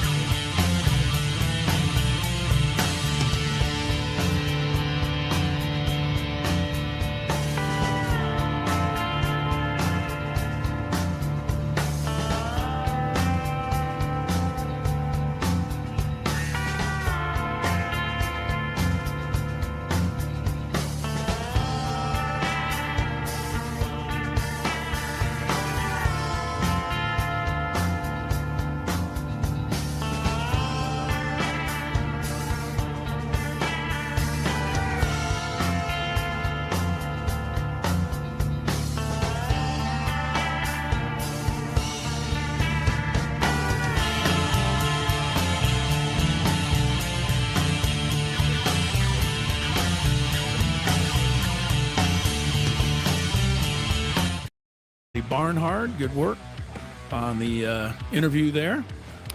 3:35 is the time. Chris Ello, Matt Scraby, Bill Howe Studios, where we know how. Bailey joined us on the SDCCU fan hotline. Not big bank banking. It's better. It's better. Way better. Way better. When's the last time you walked into a bank? Curious. I don't know why I had this feeling that you were going to ask. Really? The last time I did was like into the, 3 weeks ago. Really? Yes. That beats most people, I would say. Well, here's the reason. My grandpa left me a bunch of coins that he collected his entire life. Okay. And so I've been rolling these coins for like 3 years now. And every once in a while I'll go and turn them in. So that's what I did. I went to the bank and turned them in for cash. Wow. Yeah. I was a banker one day, Chris. I know you were. I know you worked in a bank. I'm trying to think of the last time I went in the bank, and I believe it was when I bought my car. I had to get a bunch of cashier's check or something. Oh, yeah. Well, so that was like 3 years ago. 3 or 4 years ago. No reason. I'm curious with other people. Who goes into the bank anymore? When I worked at the bank, it wasn't quite online banking days. Like it was there, but it wasn't as prominent. So yeah, we had to like help customers all the time. I never see anyone in the bank. So I mean, ever, except for guys like me. Guys like you. Yes. All right. We'll get to the big five here. We're waiting on some traffic, and Tony Gwynn Jr. should be soon joining us. Also, remember the return of the Fantabulous Game Show. Sports Game Show is coming up in the 4 o'clock hour. But first, let's help you get home. From the 855 Get Ross Traffic Center. Injured? Demand justice. Demand Jurickson. 855GetRoss.com. Here's Kelly Danick. Traffic is sponsored by Creative Repipe. Well, some of our southbound freeways are having problems this afternoon, especially southbound 15 before Friars Road. Got a crash involving a big rig blocking the 3 right lanes, including the Friars Road off-ramp. In fact, looks like there may be a crash right before that in the backup in the center divide. So avoid that southbound 15 heading into Mission Valley. Now, southbound 163 just past Kearney-Villa Road. We have reports of a collision involving a couple vehicles, car and a box truck. They are over to the left shoulder. South 85 just put an accident in the South Bay near Bonito. You might see just a little residual slowing there. Don't wait until that water leak in your home becomes a flood. Call Creative Repipe for whole house repipes. Get a 20% discount plus a lifetime warranty. Free estimates with financing available. Visit creativerepipe.com. That's creativerepipe.com. I'm Kelly Danick with Gwynn and Chris, San Diego's #1 sports station, 97.3 The Fan. It's that time of the show when we check on the latest in sports. Only the most important topics and questions are brought to light. Stop what you're doing and listen. These news stories will astound and amaze you. The one, the only. Oh my God, who the hell cares? The Big Five starts now on 97.3 The Fan. K-Laws on the chat says that she went into the bank last month to deposit some cash she got for Christmas.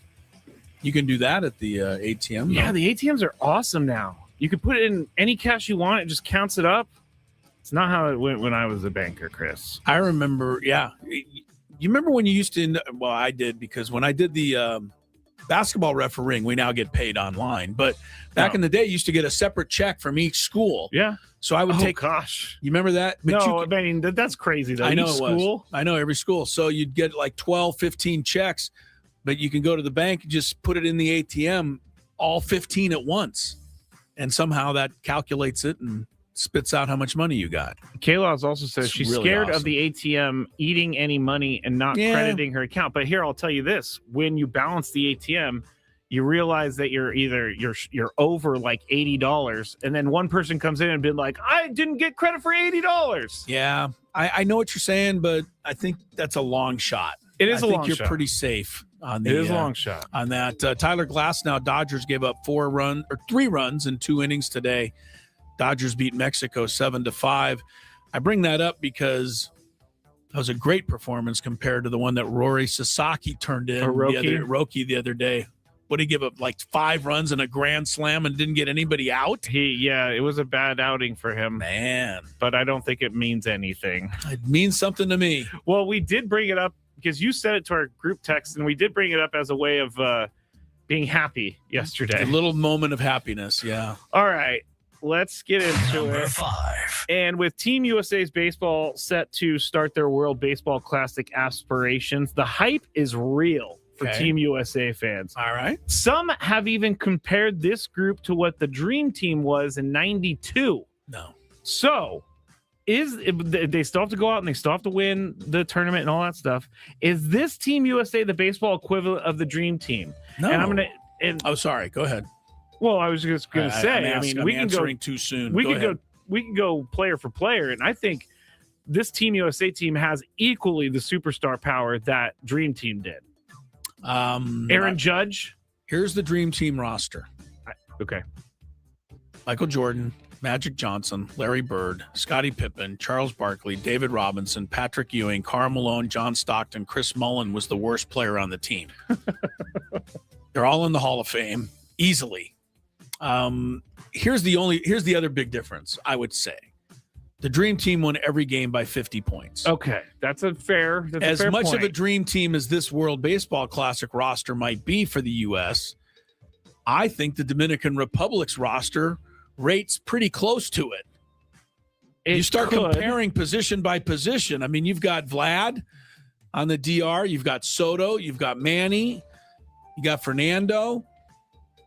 You got what is the kid from Tampa Bay who hit 45 home runs? Yeah, I mean the DR is pretty stacked as well, Scrabe. So that's why I can't give Dream Team status. It's a great roster, but they're not going to do what the Dream Team did. There's no way. Okay.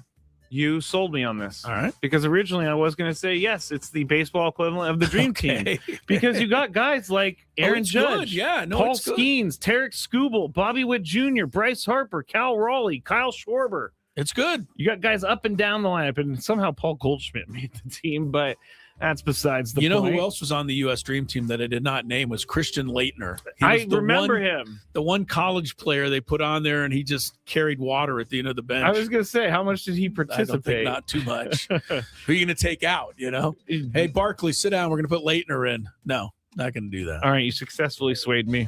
Number 4. Major League Baseball announced yesterday that the Spring Breakout Series is going to be played as a tournament in 2027 and 2028. It's going to be a single elimination style with 2 champions crowned, one in the Grapefruit League and one in the Cactus League. Wait, what's happening here? The Spring Breakout, so all of the up-and-coming minor league players, they have it every year, but they're making it into a tournament like the World Baseball Classic now. Okay. And they're going to start it next year so they don't conflict with this year's World Baseball Classic. I'm up first. Will this help draw fans to learn about new players? Pre 97.3 The Fan, Matt Scraby? No. Post 97.3 The Fan, Matt Scraby, I'm into these tournament things. I've become more and more into them as we go along. I like Team USA stuff. But I guess this isn't really Team USA. It's just Major League Baseball. It's showcase. Either way, I do think this might help a little bit, but they're burying them on MLB Network, so no one will ever see them. I tune in to see Connor Griffin, maybe. You know what I'm saying? Those type of players. I get it. Yeah. The only thing that bothers me about these showcase tournaments, they'll have, 30 players, right? 15 on each roster, maybe 40, whatever. And all 40 of those guys are going to go into the draft and into the collection of new players. The funny thing is those players that are in these showcases have as much chance of being good as some of the ones that aren't in it. Like they get so much hype. Yeah. And they do. They still got to do the job. And there's a lot of guys that don't get into those showcases that turn out to be way better players. So it's interesting. But I also think nowadays with the coverage online that you can get on young players. True. Even I'm almost an expert now on farm system players because there's so much research you can go out and do. You can find out the top 10 prospects for every team just like that. And then you got local organizations like Mad Friars here in San Diego that do do all of the minor It used to be stuff. if they had a showcase like this, you'd really want to kind of see it to just find out who these players are. Yeah. Now you already know who they are. So it's okay. Let me ask you this on a piggyback. Yes. Could you ever see, maybe I'll ask Tony this, could you ever see Major League Baseball to try to keep things interesting in the month of May or something like that, doing an NBA style in-season tournament. Oh gosh. I know you hate the NBA. I hate the in-season tournament. I know you do. Much. I know you do, but it's the way of the rest of the world, you know. All soccer leagues do it. Where are they going to play 162 games, Chris? I don't know how they would have ever done it in the NBA, but they do. And I'll tell you who's thinking of doing it next is the NHL to try and keep their league a little more relevant. Both of those leagues have multiple days off in between games at sometimes. Okay. Like baseball, you're playing sometimes 28 days in a row. We'll see. We will see, and I wouldn't be surprised if they floated I think it's a long shot, but I wouldn't be surprised if they floated that. It's a long shot, but you never can tell. Because Tarek Skubal said if this tournament was in the middle of the season, the WBC, then he would pitch more than 55 pitches because that's his limit for the WBC. Interesting. Number 3. The Athletic asked a question in its annual Major League Baseball fan survey, specifically, which potential expansion cities would you most like to see get a new franchise? The publication limited the choices to 6 cities, but Austin, Nashville, Orlando, Portland, Raleigh, and Salt Lake City are the cities that they listed. Survey respondents said Nashville, 73%. Then you had number 2 was Portland, and then you had Salt Lake City. So, Chris, what city would you want a new team in out of those cities? Austin, Nashville, Orlando, Portland, Raleigh, Salt Lake City. I don't know. I'm trying to think of a reason to give an answer of any of the cities, but I can't think of one. Like, I hate to give you the old I don't care because I know you worked hard on these questions. Well, this one I just copy and pasted. So okay. don't you go to bad. Portland, great. It's going to rain. Go to Nashville, it's going to be humid. It doesn't matter a lot to me. I've never even been to Raleigh, nor want to go to Raleigh. Yeah, Raleigh's. I landed there once. I don't have none of these cities strikes me as being one I care a whole lot about. Hey, I got one. What? Oakland. No, enough of Oakland. Oakland, you've blown all your chances. I don't like Orlando. I don't care about Austin.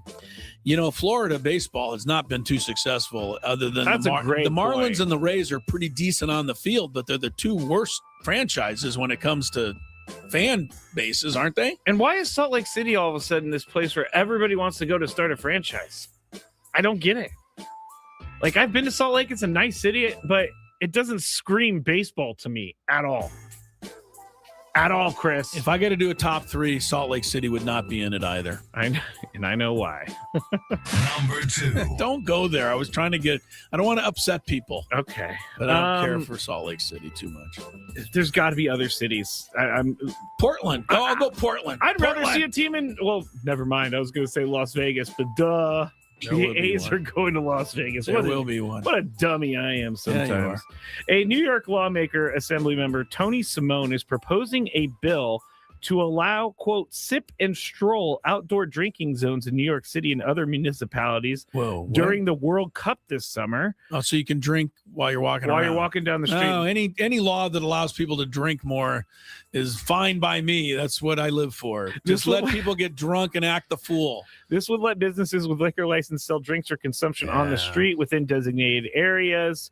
The tournament starting in 3 months, the plan faces a major time crunch. They don't know if they're going to get this through in time for the Governor Hochul, I think, is able to approve this and everything. So it doesn't seem likely, but they're trying to do it. Chris already answered, so I'll answer. Any problems with this? I'm going to surprise you. No, I don't have any problems with this because it happens in Vegas and I've never seen, I'm sure there's stuff what happens in Vegas stays in Vegas. Well, I'm sure I've there's heard stuff that before. happens in Vegas that. So this is only going to be in Las Vegas. No, this is only in New York City. Oh. And it's only for 2 months, from June 1st to July 31st. And the reason I say I'm okay with this is because just because I have a problem with alcohol doesn't mean other people don't have a problem. Yeah, but there's too many people that do. And there's too many people that are just morons. And we can't, look.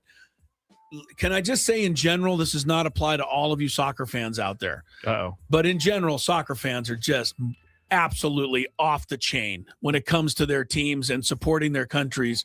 They don't even need alcohol to act idiotic. This is true. If you're going to let them walk around the streets of New York, and they're going to knock the Statue of Liberty over if they can. I mean, no. Don't give these people any more ammunition to act like idiots, because soccer fans already kind of have the market cornered on that. Sorry to all of you good soccer fans out there. Gonzo says as long as they use the tax money for potholes. You know they won't, Gonzo. They never do. They never do. Don't start me on Don't potholes. worry though, Chris. This is not going to happen because it's too close in time frame. Number 1. All right. I'm going to go to our video right now. And Chris, I have to put up this picture. Okay. And this picture is something that I saw online. Now, it's very hard to read, but I just wanted to show the spreadsheet, the color coding, the level of... Some sort of gambling sheet, No, it looks like. It's not. So here's the story. Well, I'm trying to describe it, though, for people that are driving in their cars right now. It's a Google sheet with about 30 rows. It looks like it's some sort of gambling sheet, and you're going to tell me it's not? It's not, because it actually, and this woman who I saw this earlier, she said she didn't know this, but she found out that her husband charts all of her dinners and then puts scores next to them and then says if they're getting better, they're trending, and he has like 3 green up arrows and stuff. And so it's like, here's some of the dinners: spaghetti and meatballs, 7.7 rating, chicken stir fry, 6.3 rating, and it has 2 red arrows down, which means it's getting worse from the last time. It's getting worse. But there's like 30 of these, and he writes every one of them down, gives them a score, and tracks it. And she said, I'm kind of offended by this, but I'm also sort of impressed by this because he's taking it very seriously, and he doesn't take this stuff seriously. So the question, Chris, is the husband wrong for doing this? Is she married to a husband who's living in some sort of mental spot somewhere? This guy seems like an absolute wacko. I saw this. I knew it was perfect. Like you eat your spaghetti and meatballs, and then what do? Retreat to your man cave and give it all the ratings and come out with a 7.7 score? I had to blow it up, but... Oh, my goodness. Here, let me see it. Can you get it up there? Well, I can't blow it up on the screen, so I had to blow up here, but he's got roast chicken potatoes, burgers, and oven fries. I'll tell you one thing. I'm just going to say the guy's a wacko. Selection. I was going to say he's a wacko, but the wife's cooking up some good stuff. Hey, that's not bad. I like that. January 23rd was roast chicken and potatoes with 2 green arrows. So that's means going it's up. getting better. Going up on the potatoes. This is craziness, but it doesn't shock me because, as you like to point out, I take little mini football helmets and line them up each Sunday as opposed to who they're playing against. And I'm sure people look at that and think I belong in some sort of institution. So this is a lot of work over here. That's a lot of work, though. Yeah, everybody's got their crazy things, but this is out there. This is out there for sure. Gonzo said if he has one for dinners, he has others too. He probably does. Yes, he's probably a little rating just everything. Psycho crazy on whatever the ratings world is. Yeah.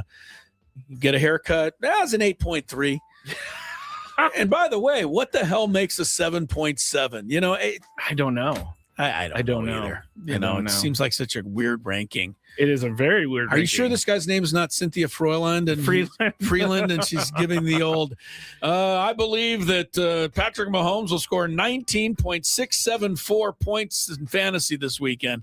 Cynthia, there is no such scoring system. Stop it. See, Cynthia needs to find this guy because they are made for each other. That would be a good connection there. All right. That's when are you getting Cynthia on the show? Never. Never when you're here. No, she would be. I would have to really be two-faced to interview her. Hi, Cynthia. Welcome to the show. Love your work. Yeah, that wouldn't go well. Sorry. I always pick on her.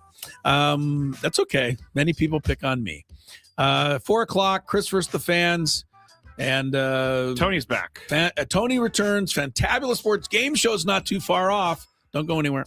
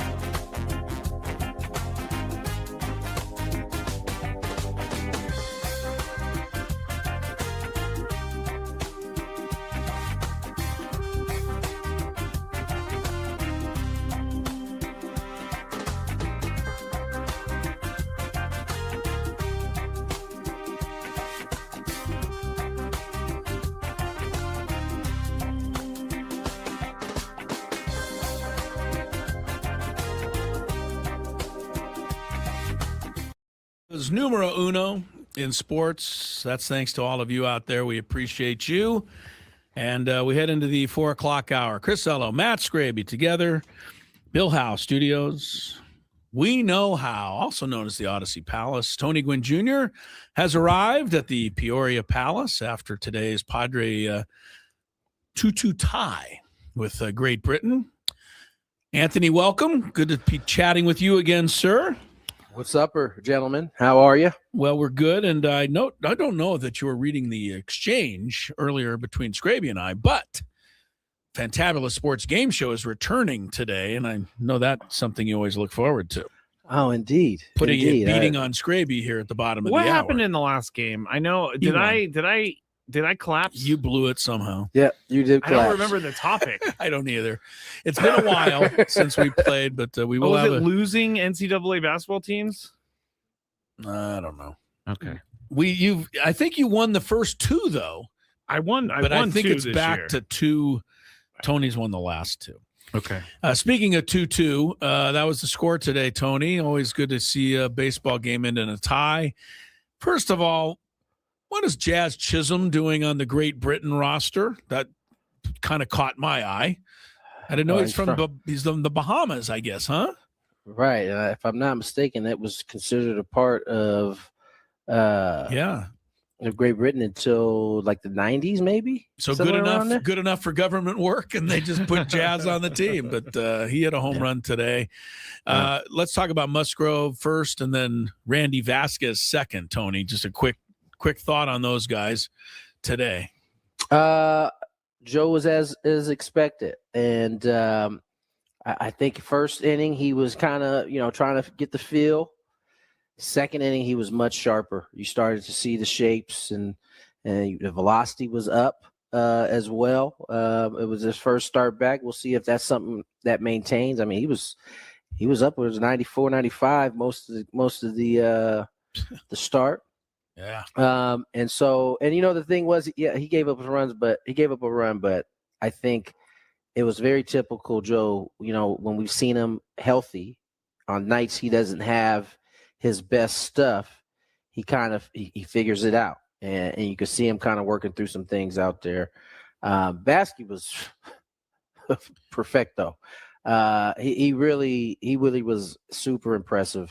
I mean, he is attacking the zone, getting a little more swing and miss than I'm used to seeing from him, and his velocity is up 97 a few times. So he's been the best of all the starters in the time that he's had out there, for sure. Yeah, Scraby and I were saying that he's taken all the drama out of the race for the 4 spot. He's just like locking it up. He has to this point, it seems like.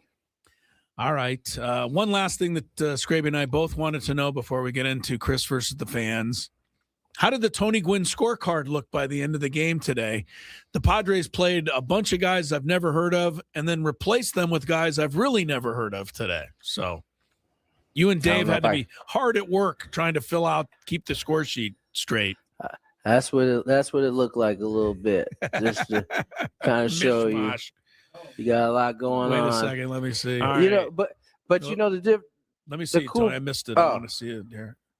It's just a lot of writing. a lot of X's. It looks pretty good though. Pretty Tony. neat. Yeah, very neat. But neat considering who all played today. There was a lot of guys that's the thing is, at least we kind of get a heads up of what the changes are going to be for. Oh, you do? The Padres. Well, yeah, that helps. We don't know when they're coming, but we do know that they are coming and who they're coming in for. Now, on the flip side, it gets a little more difficult on the visiting side when you don't know. Yeah. And you're having to kind of search the roster to find out what number, whose name, because some of these guys, aren't in the big leagues. But the good thing about today was Great Britain didn't have that many guys. So a lot of dudes played 9. Good for them. Tonight, the World Baseball Classic actually gets started 7 p.m. if you're really interested. Taipei plays Australia. Okay. So the tournament is just about ready to get going. USA plays, I think, tomorrow. What is it? Friday, Scrabe? Yes, Friday at 5 p.m. our time. Okay. All right, let's do They Chris. play Brazil. Brazil's got a team? Do they have a bunch of guys with one name on the Brazil I have no baseball like, team? like Neymar, like Neymar, and those guys. They are actually the lowest ranked team in the power rankings for World Baseball Classic, which Tony was not a fan of the power rankings of the WBC. They did power rankings? Yes. Exactly, Chris. Exactly. Yes. Do we have to do a power ranking for everything now? Yes. Idiots Apparently like me are going to so. click. Yeah, Apparently so. You're right, Scrape. They do. I mean, power rankings in like the NFL are so silly. Like it all gets decided at the end of the season anyway. It doesn't matter. Chris, the power rankings for a WBC is the silliest thing ever. They literally haven't played a game in 3 years. So how do you know who is what? You don't know any of the players on any of the teams. No, good point. I heard that Nicaraguan squad was pretty good this year. They would be if they can find a way to resurrect Roberto Clemente. Otherwise, it's probably not going to work for them. Let's go to Chris versus the fans. 833-288-0973 if you want some trivia. If you had one shot, one opportunity to take down the human almanac himself, howdy do. Now is your time. Listen to me, this guy is dangerous. Now is your opportunity to win a prize. Well, I hope you know what you're in for. Chris versus the fans starts now on 97.3 The Fan. All right, today you are going to be playing for a qualification for a pair of tickets to Field of Dreams Festival at Petco Park on June 13th, featuring Slightly Stupid, Sublime, and more. Tickets at Ticketmaster.com. Is Slightly Stupid a group or a guy? It's a group. Or a gal? It's a group. It's a group. Yeah, they're actually pretty good. I think as a group, it's an okay name. I was just saying if it's one performer, calling yourself Slightly Stupid would be... It's hilarious, actually. You'd like that. Yeah, I'm always in on that stuff, Chris. All right, the rules. You have to make it through 3 questions. Each question will get more difficult. If you get the question right, you move on. If you get it wrong and Chris gets it right, you're eliminated. But if Chris gets it wrong, then you move on to the next question or you win. If you're a first-time player, let us know before you get into it, and you'll get that question for free today. We've had some good runs on first-time players lately. Okay. All right. Let's get into it. We'll go to... Have you been back to screening the calls like super heavy again? Is that how you got that? Yep. That's right. Well, That's right, baby. all of the regular callers now hate him. So That's not I'm true. sure. That's not true. John I'm Temecula sure. called and said he's cool with it. I would. If I was a regular caller, I'd definitely hate you. You know what? Because my DMs have been much better lately about this whole Chris versus the fans topic, I'm going to be okay with it. All right, let's go to Daniel. Hello, Daniel. Hello. Hey, Daniel. Hello. Welcome in. Are you there, Daniel? He's there. I heard him. Well, he's kind of quiet. Are you there? Though. Yeah, are you there, Daniel? Is your name Daniel? My name is Daniel. Okay, Daniel, you There are he on is. the air, He's and ready. are you ready to play, sir? Yes. Okay, here we go. Here we go. Really easy question. Who won the Super Bowl this year? Seahawks is correct. Kind of got the feet wet there. a little Yeah, bit. I may have already asked that, but who cares? Here we go. Number 2, who lost the Super Bowl? Number 3, what was the score? I'll tell you what. If number 3 was what was the score, that would actually be a tough question. But go ahead. I got it right the other day. You did. randomly. You nailed it. All right, Daniel. Question number 2. Who is currently the highest paid NBA player? And I'm just talking about a salary for one season. Okay. This is a hard one. Wait, say it one more time. Did anybody hear it? I'm sorry. having trouble hearing you, Daniel. Your phone you don't is have a great very connection. quiet, and I got you all the way up on the board. Yeah, give it one more shot, Daniel. Luka Doncic. Luka Doncic. There we Thank go. you. I heard that. I heard that too. Stay there. Is it LeBron? I don't really know. Is that your guess? Not yet. Not yet, he says. I'll go with LeBron. I don't know. Wow, not even close, No? Chris. Who is that? It's Steph Curry. Is he really? Yeah, Okay, I wouldn't have got that. Would Joel not have- Embiid, I believe, is number 2. How much does Steph make a year? How much does Steph 59 make? million a year. How much? 59? Where's Yeah. LeBron at? Oh, he's Taking a I think discount? he's like I think he's at 40 something, Okay. 47, All right. 46. I thought LeBron was kind of grandfathered into that spot. No, he's had his contract forever, so that's why it's All right. lower. Good for you, Daniel. You're on to the final question. Good Yes, luck. Here we Here go. we go. Question number 3. By the way, you had the buzzer out before I even finished saying the word I LeBron. couldn't wait. I couldn't wait. God. Who is the only Aztecs men's basketball player to start every game so far this season? Start every game this Yes. season. Aztec men's basketball player. Correct. I have not been following that closely. You could say pass if you would like to. Can as also well. pass if you No, do pass. want to help Okay, pass. help me on the thing. Stay there. By though. the way, Tony, I don't know if you heard the comments of Reese Waters today that Boise State just played harder than them last night. That is not what I was hoping to hear after that performance. All right, what am I doing? Game started. Yes. I think Bird missed No, one. that game started. Yeah, no, it started every game this season. The only player to start Yeah. every game. Yes. Okay, I need an answer. Miles Heide. Wow. Not what I guessed. Not what I thought you were going to say. Who is it? Miles Bird. It is. 29 games started for Miles Bird this year. Miles Congratulations, missed a game. Daniel. All right, Stay Daniel, you there. got it. You won. And Nice your job. effort there. We couldn't hear you too well, but hopefully you hear Perfect us. timing. You too. won. It was perfect timing. It was. Because we can go to break on time. Well, look at that. Yeah. Shocking, but true. Traffic, and then more Gwynn and Chris.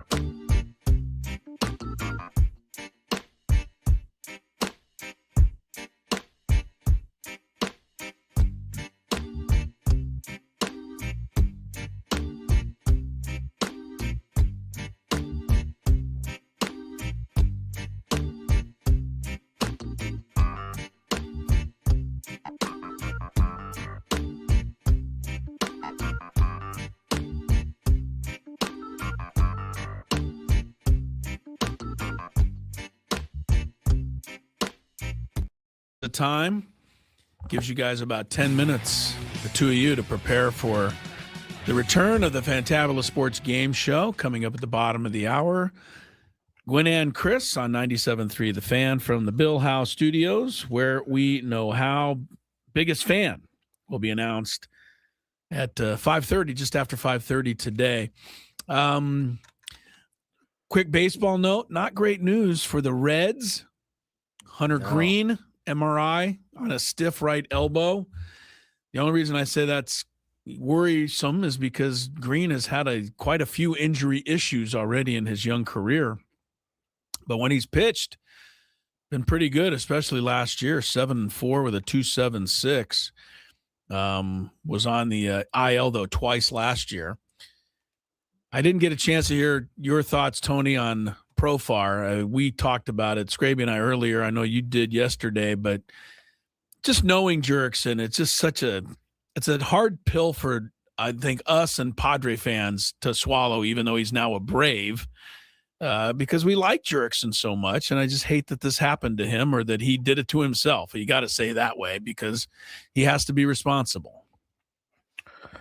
Yeah, I mean, my thoughts on Jurickson is that, as I said to Scraby yesterday, if everything holds up, he's got to serve 162 games. You know, he got that's the consequences of getting caught. Or, you know, allegedly with what it is, you know, it sounds like he's, and I can say that because it's an appealing process, but everything points to that he's going to be serving a full season suspension, and we'll have to go from there. There's nothing else really to it at that point. Yeah, it's a shame. Braves manager Walt Weiss talked some about it today.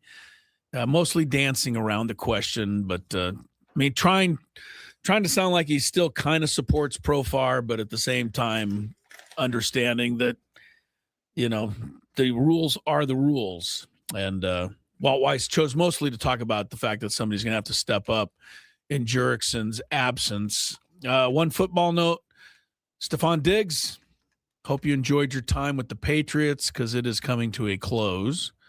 Patriots are not going to be picking up his contract, or what do they release him at the start of the year? They call it the league year. The new league year. Yeah, whatever.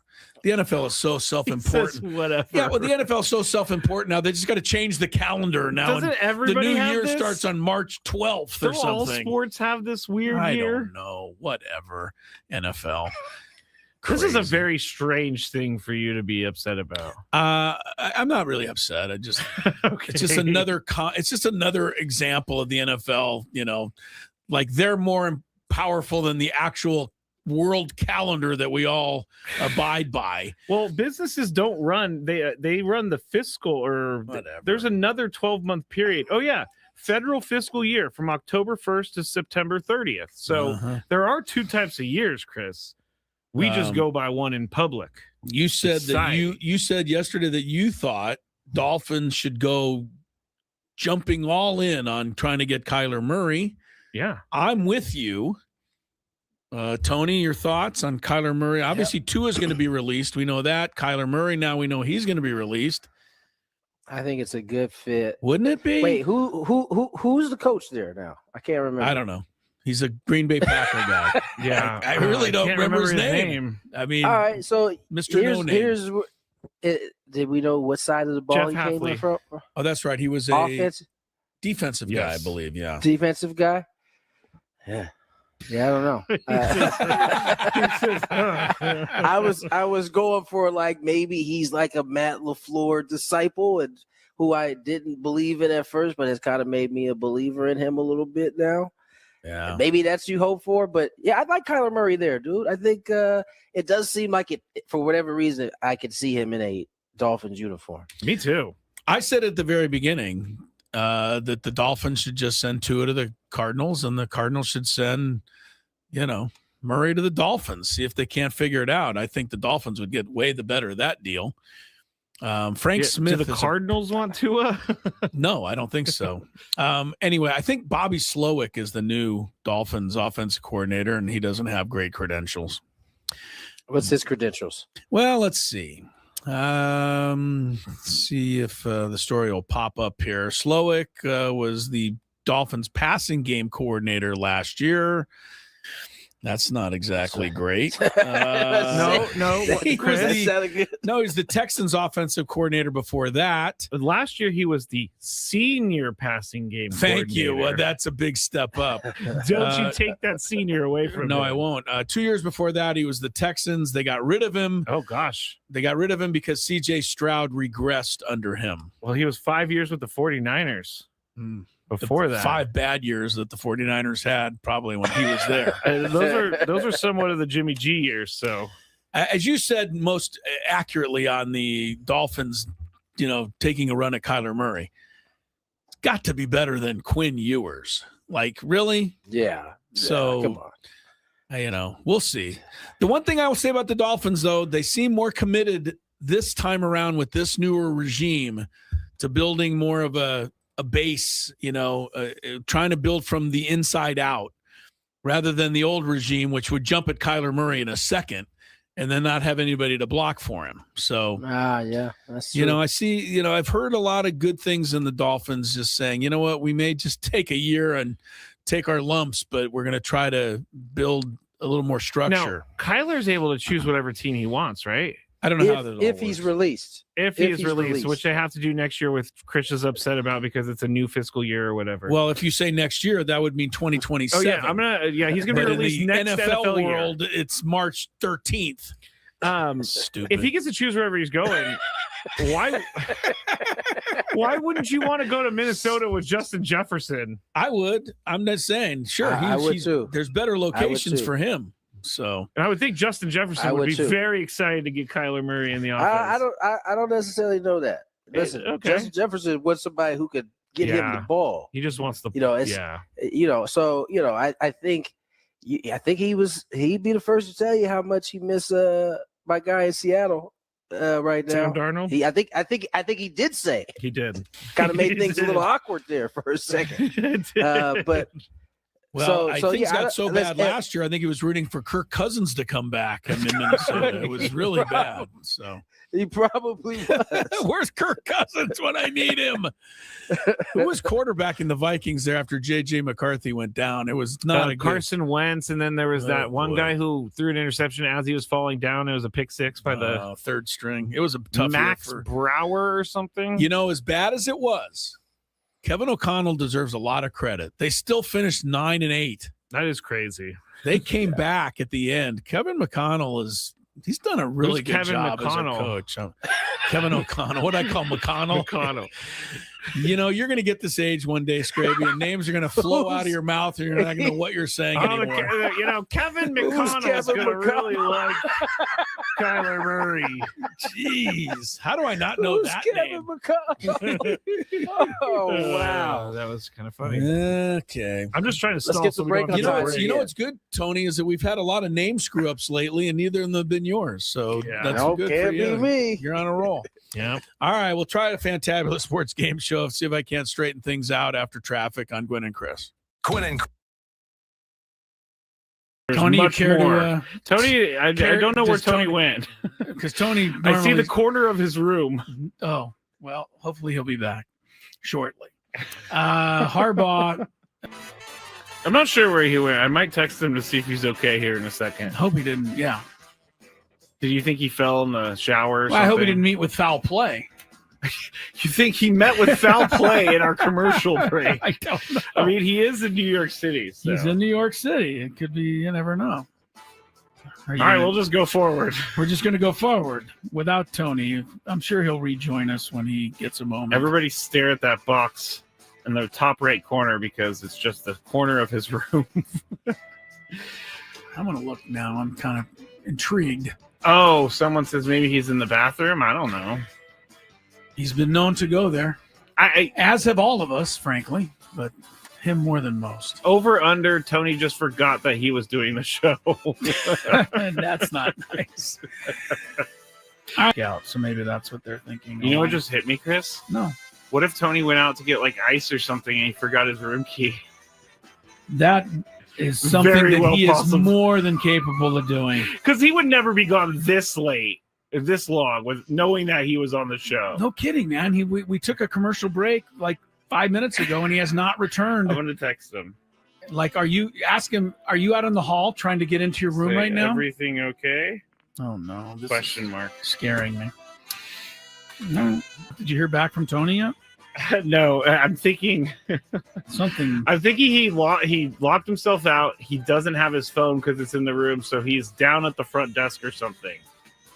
I don't know. I'm sure there's a story in here somewhere. There's definitely when we get him got to back on be the a air. story. Anyway.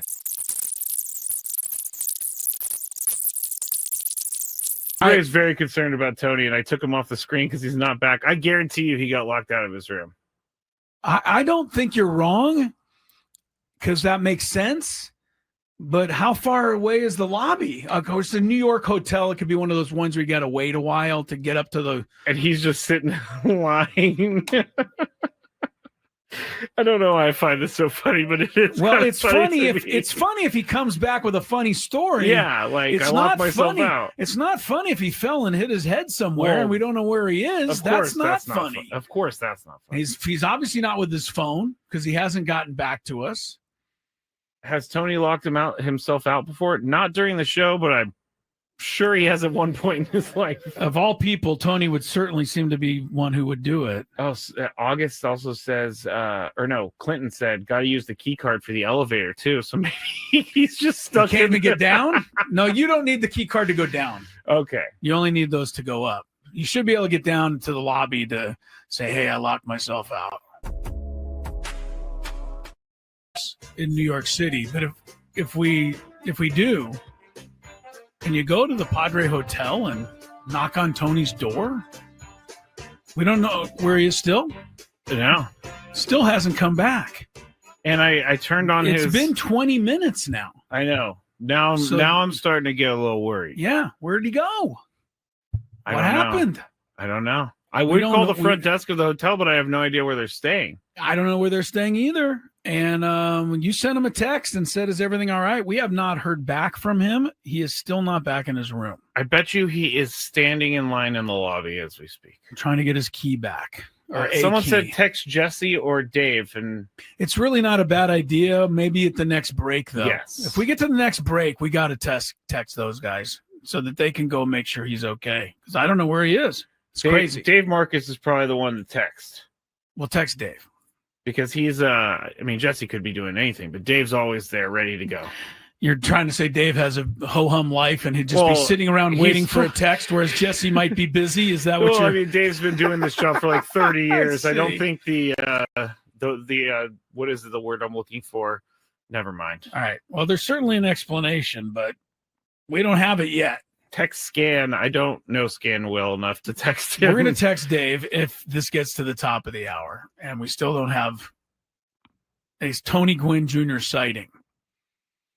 All right, do we just go to traffic like it's normal behavior time? I mean, it just seems we got weird. to. We got to move on with the show. Show must go on? Yeah. I don't know. All right, we're going to do the good, the bad, and the really, really weird and ugly next here after traffic. All right, it's with less enthusiasm than usual that we embark on the good, the bad, and the ugly for week 2, Scrape. I'm going to try not to worry too much. I'm going to try not to worry also. I'm not necessarily the worrying type. I'm not either. But, I'm intrigued now at this point. Like it's with this long pass to Devontae Smith. He's back! Helped put him there. Hold on, he's back, everybody! Stop everything. I literally, we went to commercial break. I laid on the bed, and then I just fell asleep. He's back! I never even considered it! I never even... Of how important the Fantabulous Sports Game Show is to people out there until our boss, Adam Klug, said that his young son was upset that we hadn't had a couple of Fantabulous Sports Game Shows, that he looked forward to yelling out answers from the back seat on the way home from school. Yeah. So, I thought we missed it for a couple of weeks here because Tony's been, down in Peoria and I've been running around. So Normally it was a Tuesday thing, but let's. All right, I'm going to sit Kevin McConnell on you in a minute. That's got to be clips. Oh man, That's definitely got to be clips. No more clips. It was shades of this name and logo. I swear to God, I'm just here for your guys' entertainment. Now, what do you think I'm here for every day? I'm your punching bag. Same. All right, let's just get to traffic and the Fantabulous Sports Game Show. Traffic isn't ready, so we got to sit in this for a little. We're not sitting in this. Put the music on. Let's go. No, I will say. We got to sit in this a little bit. I will say this about Adam's son being excited or being sad that the game wasn't there. Like when I was a kid, I used to listen to radio with my parents on the way home, and that's why I'm in radio today. That is pretty cool to me that there are kids out there that are like, hey, we didn't hear Chris's Fantabulous Sports Game Show today, and what's the matter? I need it. It's not been a good day. Yeah. Gotta have it. All right. Traffic's now ready, Chris. You're free to go. From the 855 Get Ross Traffic Center. Injured? Demand justice. Demand Jurickson. 855GetRoss.com. Here's Kelly Danick. Traffic is brought to you by Rivermark Medical. Plenty of hot spots on our roads this afternoon, guys, but southbound 15 definitely wins the prize. At Friars Road, overturned big rig and fuel spill blocking the 3 right lanes. Friars Road exit also blocked. In fact, we are getting reports of another crash in the backup of that. This is South 15 at the 163. Car and motorcycle involved in that one. No details as to whether that is blocking any lanes. Definitely want to take a different freeway than that South 15, let me tell you. Southbound side of the 805, an accident right around Nobel. It's over to the right shoulder. There was a crash on southbound side of the 163 just past Kearneyville Road. Looks like that may be cleared. And southbound 5 near Nobel. There is a collision over to the right shoulder. Northbound side of the 5 before Mile of Cars Way. An accident involving a couple vehicles there over to the right shoulder. And now on the Coronado Bridge heading off the island just past the old toll plaza. Crash involving a car and a motorcycle. It's over to the right shoulder. Clearing an accident on southbound 67 at Scripps Poway Parkway. Looks like that may still be blocking a lane. Rivermark Medical is conducting a rapid 3 study for flow stent, a minimally invasive device designed to relieve symptoms from BPH. Men 45 or older suffering from frequent, painful, or difficulty urinating may qualify. Learn more at rivermarkmedical.com. That's rivermarkmedical.com. And Kelly Danick with Gwynn and Chris, San Diego's #1 sports station, 97.3 The Fan. Hey, all you beautiful people out there, it's time to play one of our favorite games of the week. All right. We like to call it I'm going to go. Chris's Fantabulous Sports Game Show. It starts right now on 97.3 The Fan. All right, get ready to yell answers out from the back seat or the front seat or wherever you are playing along with The Tony bed of Gwynn the Jr. truck. Nobody sits in the bed of the truck anymore. That was the best part about being a kid. I liked it. Jumping in the bed of the truck. Yeah, don't like that they changed that rule. Not worried about. Probably safer though. So what? Okay. Everything worried about safety all the time. Yes. Survival of the fittest, I say. He said, so what? Yeah. What? Look, if you're not hanging on, you bounce out the back of the truck. You're all good. Sorry, we You're all lose. We good. lose one along the way. We lose one. I'm so bad. All right, it'll be Tony versus Scraby. I'll give the category here shortly. And there are 21 correct answers today, guys. 21 correct answers. But 5 of the answers will be worth 2 points. All right. So you'll have 5 answers are worth 2 points. And the other 16 answers are all worth 1 point. I'll give you the category, and then these guys will go back and forth trying to exchange correct answers. If you get one wrong, it's a strike. 3 strikes and you're out. And this is very Padres-centric today, guys.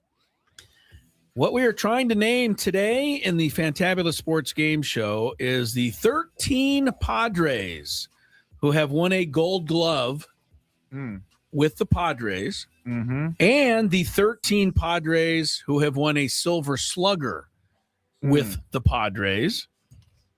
And the reason there are 5 2-pointers is because there are 5 players who have won both. Okay? Wait. So I knew Tony would need more instructions. I kind of do too. Okay, well, there's you're trying to name Padre Gold Glove winners. So there's 13, but there's 13 have won the Gold Glove. Oh, there's 26. 26, but there's only 21 total because 5 of them have won both. Okay, all right. So you're trying to name either a Gold Glove winner for the Padres, Tony, or a Silver Slugger winner for the Padres. 5 players have done both. Those will be worth 2 points. Everybody else is worth 1 point. Okay. You'll see as we go along, Tony. I'll just make So Gold Glovers and Silver Sluggers. and they had to win it as a member of the Padres. For example, Roberto Alomar won a lot of Gold Gloves, but he didn't win any of them with the Padres, so he would not be a correct answer. See what I mean? You want somebody who's won it with the Padres. Yes. Okay. Now I see. All right. Scrabe, you want to go first, or you want to throw it to Tony? I mean, I'm sorry, but I gotta steal the easiest one on the board, and that's Tony Gwynn. Tony Gwynn. Yeah, he's won. He won both. Yes. Here's the thing with your dad. It really is ridiculous. 5 Gold Gloves, 7 Silver Sluggers. I don't know too many players in the history of the game who can make the claim that they've won that many of both. Quite remarkable. A tip of the cap to your dad. All right, Tony, you're up. Scraby's got 2 quick points on you, but there are 4 other guys who've won both and many other correct answers. Tony. How about Ken Caminetti? Ken Caminetti will be a 2-pointer. Caminetti won 3 Gold Gloves for the Padres, and he also won a Silver Slugger in 1996, the year he won the MVP. So we're tied at 2. It's 3 correct answers remaining. As far as, doubling up, you don't have to get a double. You can just get somebody who's won 1. All right. Scraby, who do you got here? Just going to cherry pick the easy ones, but I know this guy didn't win a Gold Glove. But anyway, Manny Machado. Manny Machado does have a Silver Slugger. He won it in 2020. Didn't you just win one? 2025? Nope. Not that I have. Okay. I can't look it up, so. No, that would be cheating. I would like for everybody to know that, Chris, is there anything on my screen? Of course not. Thank you. No, you would never. Thank you. All right, Tony, who you got? 3-2. Toddy. Toddy's won both. That's a 2-pointer. I thought. Wait, a platinum glove counts as a Gold Glove? Oh my God, for real? Yeah, I can't help you there. Gold Glove, you have to win the Gold Glove first before you can be considered for a platinum glove. So. I'm being no. I knew the platinum glove was worth more than a Gold Glove, but I didn't know they also I thought they selected someone else for the Gold Glove. No, the platinum glove is just of the Gold Glovers. Okay. It's like the best of the Gold Glovers gets Sorry the about that, glove. Scrape. So I'm not a complete idiot over here because close. I really thought that they would, since they didn't give away a quote unquote Gold Glove, they would name someone else because Toddy won the platinum glove. But I get it. I'm an idiot. Okay. Yeah, you're not an idiot. You just didn't get that one right. But it's Thanks, okay. Chris. Tony I leads am an idiot. There you go. Tony's ahead 4-3. And but no strikes yet. Scraby, your turn. I don't even want to look at the chat right now. No damage done. Manny did win the Silver Slugger last year. I told you, at least I was right about something. Good for you. Doesn't change anything. It doesn't. I'm gonna go with, I don't know why this name popped in my head. Khalil Green. Khalil Green deserved a Gold Glove. He did not as get a one, Padre, but he never got one. So that's going to be strike 1. Looking for Gold Glovers or Silver Sluggers for the Padres. Tony Gwynn Jr.'s turn. He's ahead 4-3. Gary Sheffield. Sheffield, the He's gonna 1992 destroy me. Silver Slugger. He was the batting champ that year. Correct. Sheffield, though, never a candidate for a Gold Glove necessarily. 5-3 is the score. Tony's about to destroy me. I can just feel it coming. All right, think, Scraby. Think. I'm thinking. I got who one. won a I got Gold one in my Glove? head. I got Who's one a in my good head. hitter for the Padres? Those kind of guys. I mean, I'm going to go with the guy who hit over 50 home runs, Greg Vaughn. That a boy, Scrabe. You're thinking he won a Silver Slugger in that year, 1998. That is correct. Tony Gwynn Jr. leading 5-4 here. We're trying to name Padres who have either won a Gold Glove or a Silver Slugger. There are actually 2 answers remaining where the player won both, and those would be worth 2 points if you They would be. if you dare go there. knows. Tony, you're up with a 5-4 lead. Let's go with Benito Santiago. That's going to get you a pair. Benito is the only one other than your dad that's won multiple of everything. He's got 3 Gold Gloves and he had 4 Silver Sluggers. I didn't know Benito had that much. Yeah, I mean, I knew he was Rookie of the Year. real deal. Benito's, I mean, he's easily the best catcher the Padres have ever had. I'm not trying to knock anybody else, but there's nobody with credentials like that. Austin Hedges was like a word, Chris. Sorry. Austin Hedges was like a word. Believe me, I thought about him. He's a good catcher, but he didn't win a goal. He did not win a Silver Slugger. I can tell you that. All right. 7-4, Scrib. You need to get rolling here. Yes, I do. This is tough, but Gold Gloves, recent ones, you've got a couple there. You've got a couple of all-time great fielders that have played for the Padres. Yeah, I think one of them. I mean, this guy had to have won a Silver Slugger at some point. Adrian Gonzalez.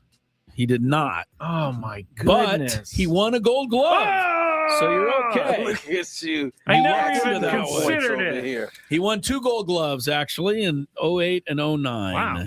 Yeah, pretty Adrian good. never won a Silver Slugger though, but he did win a Gold Glove, so that's a correct answer for you, Scrape. Good job. Thank you. 7-5. Tony Gwynn Jr. does seem to have a deeper reservoir of knowledge on this subject, but you never can tell. This is fair. I'm pretty sure the smooth operator over at Short had at least a Gold Glove. Tempe. Templeton did not win a Gold Glove, but he did win a Silver Slugger. Silver Slugger. Tony lucks out. Accidental points as well. Accidental point. Tempe won the Silver Slugger at shortstop in 1984, the year they went to the World Series. I can tell you why he didn't win a Gold Glove, but I can't tell you why yet. Yeah. I can't tell you the answer yet why that is. Yeah. Tony, you're going to get it next if Scraby doesn't get it now. There was another shortstop in that era who was pretty good in Gold Gloves, Scraby. I don't know if you remember who it was. He also played for the Padres at one time. Should. That's the biggest hint ever. That's dude. as good a hint as I can give you. What? Okay, give me. That's okay. Don't get flustered. There's a time limit. Okay, I don't know if this guy played for the Padres. Oh no, you don't know. And I know he's a massive name, so I'm risking looking like an idiot. Looking at the chat. So no, I told you there's nothing on there. No, he has it. He has a clean. Trust me, Tony. I would have a better chance if I looked at the chat. But Ozzie Smith. That's who we were looking for. Wow. Very good. Ozzie Smith won 2 Gold Gloves in 80 and 81 with the Padres, and then he won all the rest of them when he left. That's why Templeton never won one. I feel good about myself. You now. did good there, Scrape. Thanks. All right, 8-6 is the score. You guys are doing okay. There's 12 points left, so 11 correct answers. There's still one guy who won both. If you so dare try to figure him out.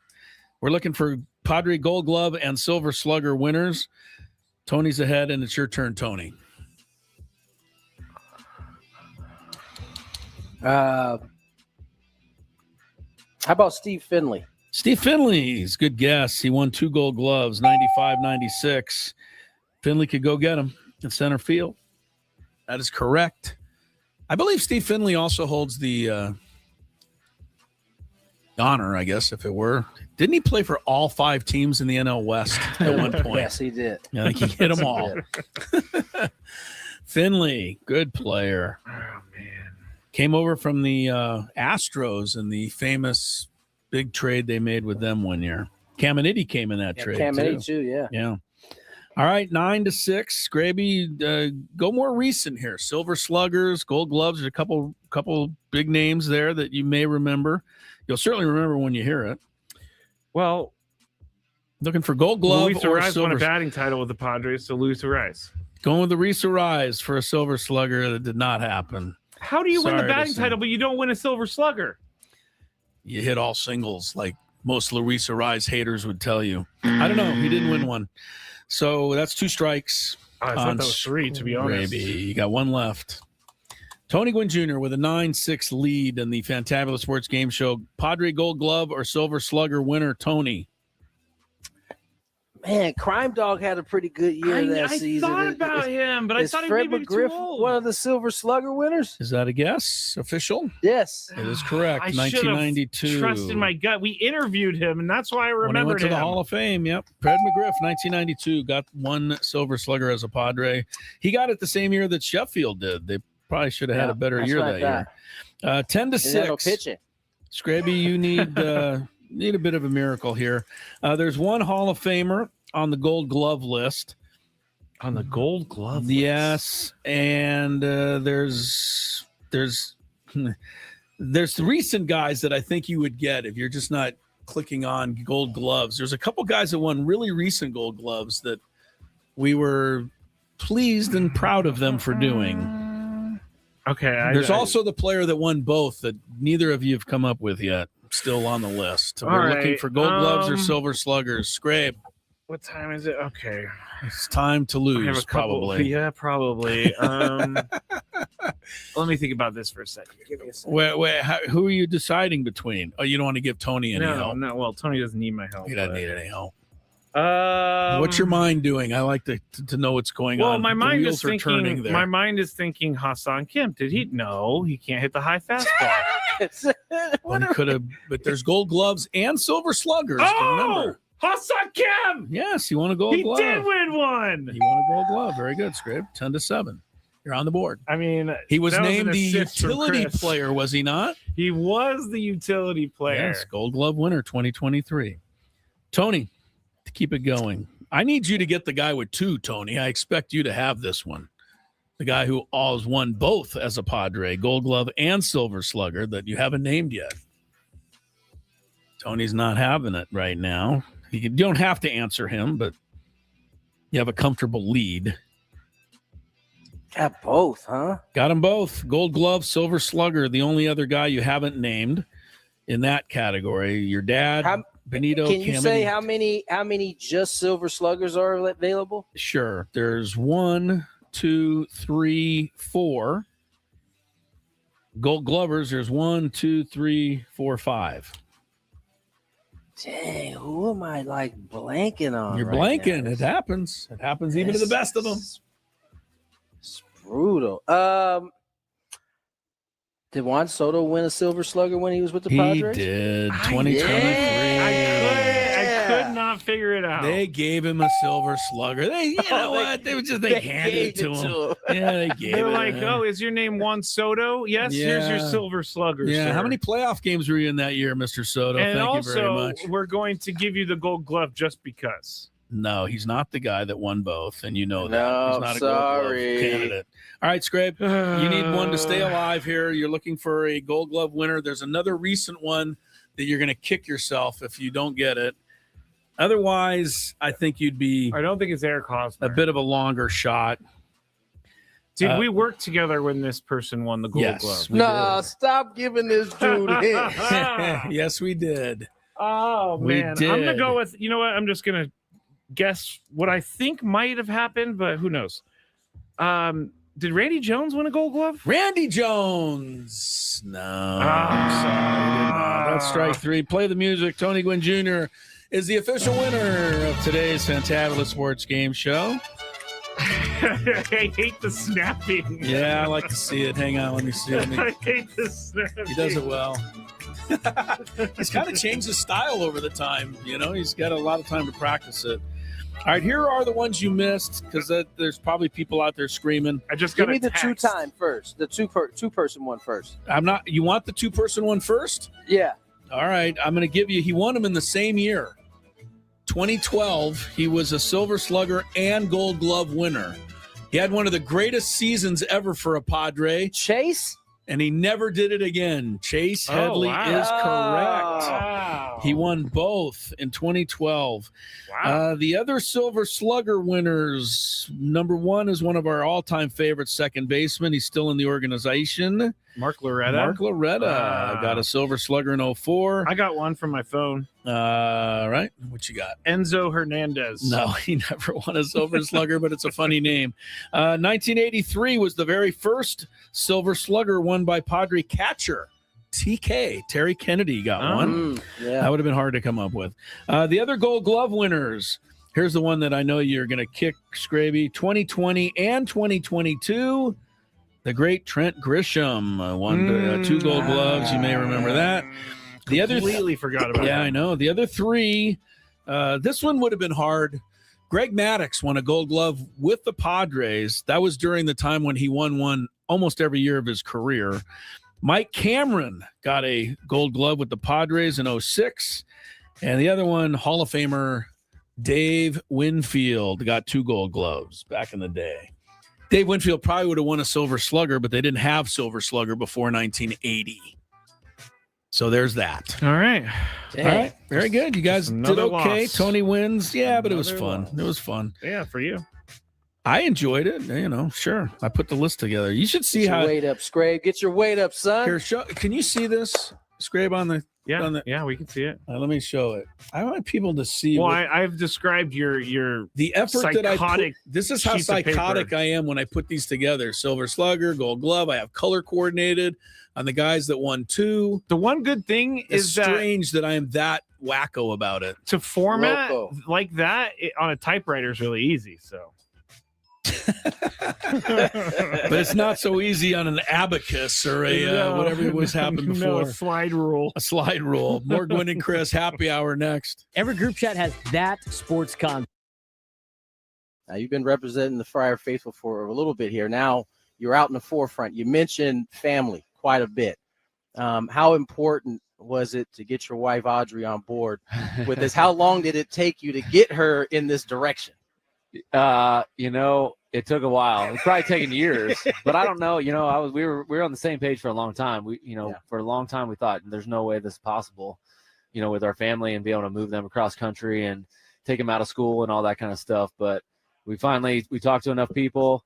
We got to thank the Melansons. They kind of gave us the blueprint of how they've moved their kids from Florida to Arizona to San Diego, and we're going to follow that plan. And once we decided that, it was like, I talked about it a little. There was some peace that came over both of us to be able to say yes to this decision because we knew it's an opportunity of a lifetime. Hard to say no to, being the manager of Padres with a team like we've got. Obviously, when you decided to retire in the 23, family's probably at the forefront of your mind. You've missed a lot of time with your kids and your wife.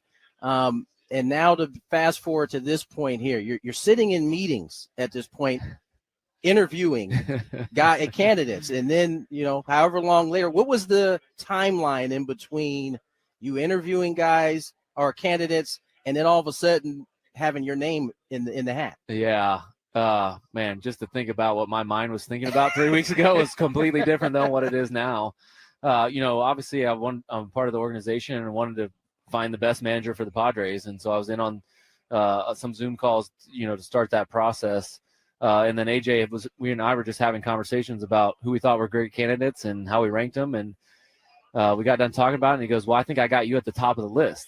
And he just dropped that on you. Yeah, he just dropped that on me. And, it's a little bit of a shock, when someone, like AJ believes in you that much. And it pushed Audrey and I to actually think about this. And, is this something that we would like to pursue? If we got that much belief from the organization, we've got to make an informed decision. Yeah. And so then after that, we spent a lot of time, like I said, praying and fasting and thinking about this and how trying to map out the schedule and work it out with our family. And once we came to the conclusion we're taking everybody with us, then we felt pretty good about it. And we're able to say, if you're willing to offer the job to us, we'll say yes. 13 years as a reliever. You spent 6 here as a Padre. How has that shaped your viewpoint and how the type of manager you'll be? Yeah, I think one quality I have is a little bit of loyalty, and I was lucky in my career. I only really played for 2 organizations. I played 1 year with the Guardians in the middle, but not in the big leagues. But most of my career started with Washington, and then it ended with San Diego, and I feel very connected to this organization. I feel like it is family. They've treated me like family. And so, being a part of this and being in this role is something that's very exciting, and I'm up for the challenge. Now, you had to get it out the mud, so to speak, right? You weren't a high round draft pick. You're a guy who had to kind of grind. That's the word we often use around this game. How is that, or what kind of lessons from those type of situations are you going to be able to take into your managerial role? yeah, maybe it's like people doubting you a little bit or not saying you're quite good enough. And there's probably some people thinking that as me as the manager, but it's also like exciting to prove people like who I really am and what I stand for, and, maybe do it a little bit different than everybody expects. But, those challenges as a player, they were so enjoyable. Yeah. It was so, you've done it before. It's like fun to try to get the most out of your talent. And as soon as I took this job, like, that feeling of what I was as a player, like, when's my next workout? When's my next throwing session? That constant thought, that feeling, that little nervousness, that little excitement came back like right away. And it was like, I definitely missed that. Now, did I enjoy the 2 years in between? Yeah, I did. I got a lot, my handicap went down and all that kind of stuff. But, this challenge has gotten that excitement back, that feeling back of I'm in the hunt with the boys, and I'm ready to grind it out and make something special happen. Now, you've been representing the Friar Faithful for a little bit here. Now you're out in the forefront. You mentioned family quite a bit. How important was it to get your wife, Audrey, on board with this? How long did it take you to get her in this direction? It took a while. It's probably taken years, but I don't know. We were on the same page for a long time. For a long time we thought there's no way this is possible, with our family and be able to move them across country and take them out of school and all that kind of stuff. But we talked to enough people. We got to thank the Melansons. They kind of gave us the blueprint of how they've moved their kids from Florida to Arizona to San Diego, and we're going to follow that plan. And once we decided that, it was like, I talked about it a little. There was some peace that came over both of us to be able to say yes to this decision, because we knew it's an opportunity of a lifetime.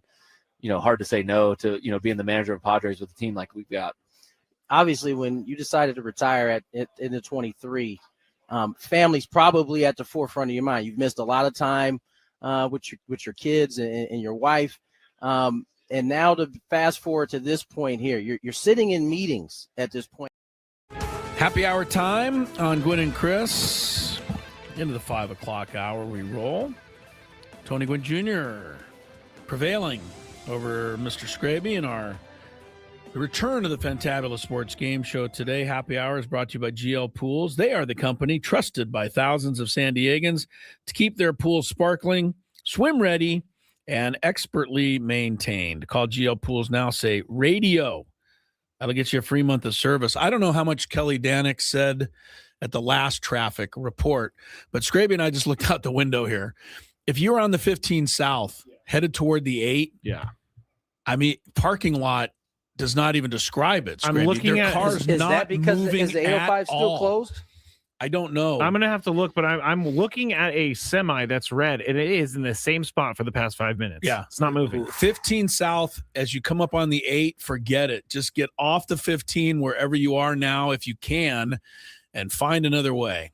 I don't know what the details are of this, but try to save you a headache or two. Kelly's report will be around 5:12 or 13. Yes, we'll have a report officially in about 10 minutes. But yeah, and it's been bad on the 15 South since we started the show, because I remember looking before the show started 3 hours ago, and it was already quite traffic. But anyway, try to help you get home as best we can. Clayton Kershaw. Yeah, just say the road is still closed. Which road? Oh, there you go. That's exactly why it's. So wait, what happened? The truck was on fire. Yeah, there's the overpass. And that was yesterday. Google Maps is showing me that it's closed. The road is closed. What road?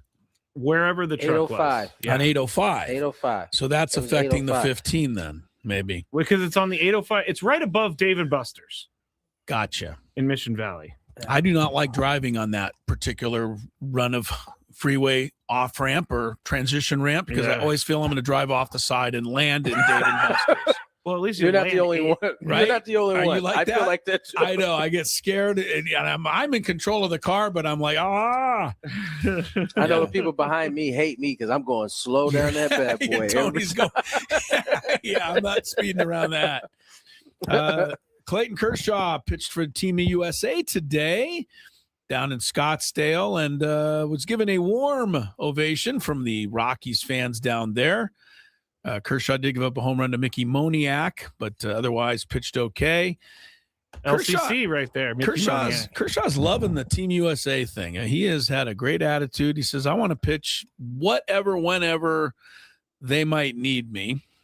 So he got out there. The Rest of the World Baseball Classic teams were in action today, including the Great Britain team, which got a home run from that noted Londoner himself, Jazz Chisholm. And they ended up tying with our Padres 2-2 in Peoria. Joe Musgrove made his spring debut, and at least in game action, pitched well. Seemed to come out of it well. I said earlier, Tony, the final acid test for Joe is how his arm and everything feels tomorrow. Agreed?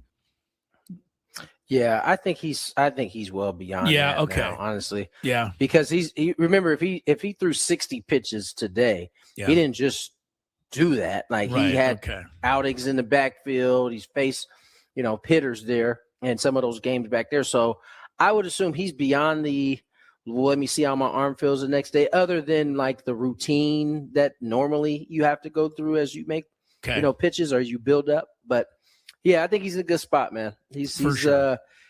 He looked good from the second inning on there. Yeah, he's not as good a spot at the moment as Randy Vasquez, who wiped out the Brits.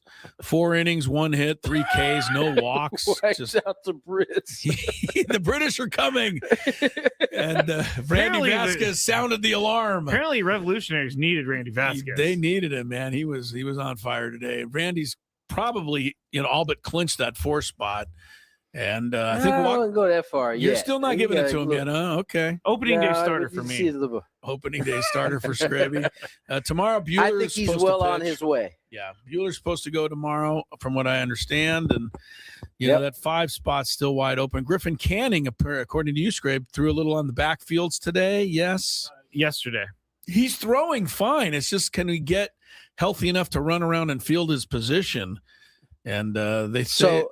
I don't know if you guys heard Stam on that one. He said that they're kind of him and Jason Adams are in the same boat in terms of they can throw bullpens, they can throw off the mound. It's just a matter of being able to field his position. And Craig Stam has said that that Jason Adams is far ahead of where Canning is. Canning is. Yeah, Canning's got a little ways. They're saying April and hopefully the beginning of May. I think that's okay in the sense of you're going to start the season with a 5-man rotation, whatever you're going to do. And if everybody's pitching terrific, then Griffin Canning can just come in and go long relief. But if somebody needs, if somebody's not pitching great, you need Griffin Canning could potentially step in.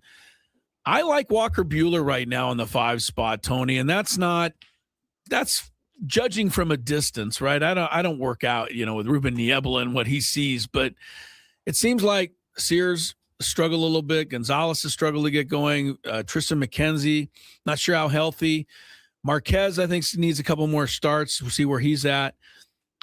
I just get the feeling that it's Walker Buehler's to lose right now. I don't know if that's a fair assessment or not. And maybe it's wrong, but I feel that. I hear you. I don't know that it's fair because he hasn't even thrown yet. Yeah, right. Like his first. Right. We'll see what it looks like tomorrow. This is a different Walker Buehler by all accounts in terms of he's not, going to blow 97, 98 by you anymore. He's going to have to learn to pitch at 93, maybe 94. Oh, boy, that's too bad. It's really rough on these poor guys. 94. That'll be well. It's not that it's rough on them guys. It's just easier on these hitters. They love to see a little 93, 94 now. God. That's like 93, 94 was like what 88, 89 was when I was playing. Yeah. Like, I mean, it's a the guys are running it up there a little bit. So I just think that competition is still wide open. Yeah. I think you're probably more accurate. I thought JP Sears in his last outing was way better. Right. I thought McKenzie was way better. I think he still had a little bit of rust, but he seemed to settle in and you started to see the stuff. I think Herman, I agree, he needs another look. And we'll see where Walker Buehler is as he goes forth tomorrow. Yeah, it's going to still be fun, but certainly Randy Vasquez is putting himself in a good position, if nothing else. Sure. Going back to that USA game against the Rockies, Aaron Judge homered today for Team USA, and I think Bregman hit one. They were all connecting out there. The DR, led by Juan Soto, 3-run homer Tony, your guy, our guy. You know, we love Juan around here. He had a 3-run homer. Chris is the biggest fan. I love Juan. I'm the biggest fan. Yeah. They tied though 4-4 against the Tigers.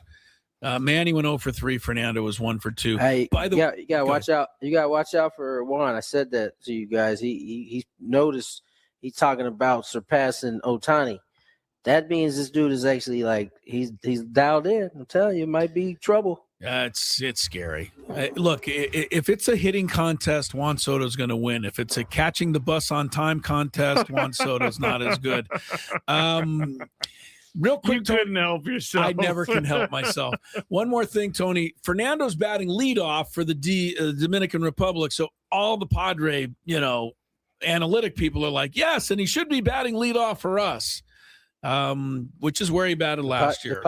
The Padre analytic people said that? Of course. Yeah, they're out of the woodwork now. My astute opinion was the Dominican Republic has a way better lineup than most major league teams have, and that's why he's hitting first. Well, that could be part of it, but I think I just like Stammen giving him a shot in the middle of the order, Tony.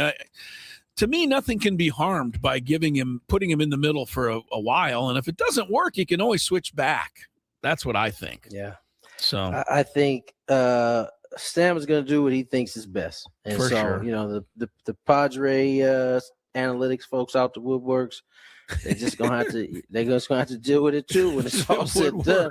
If it's not in the leadoff spot, it might be in the leadoff spot. It might not be though. I don't think it's going to be. He hasn't batted him there yet. One last thing before we go to this break in this hour.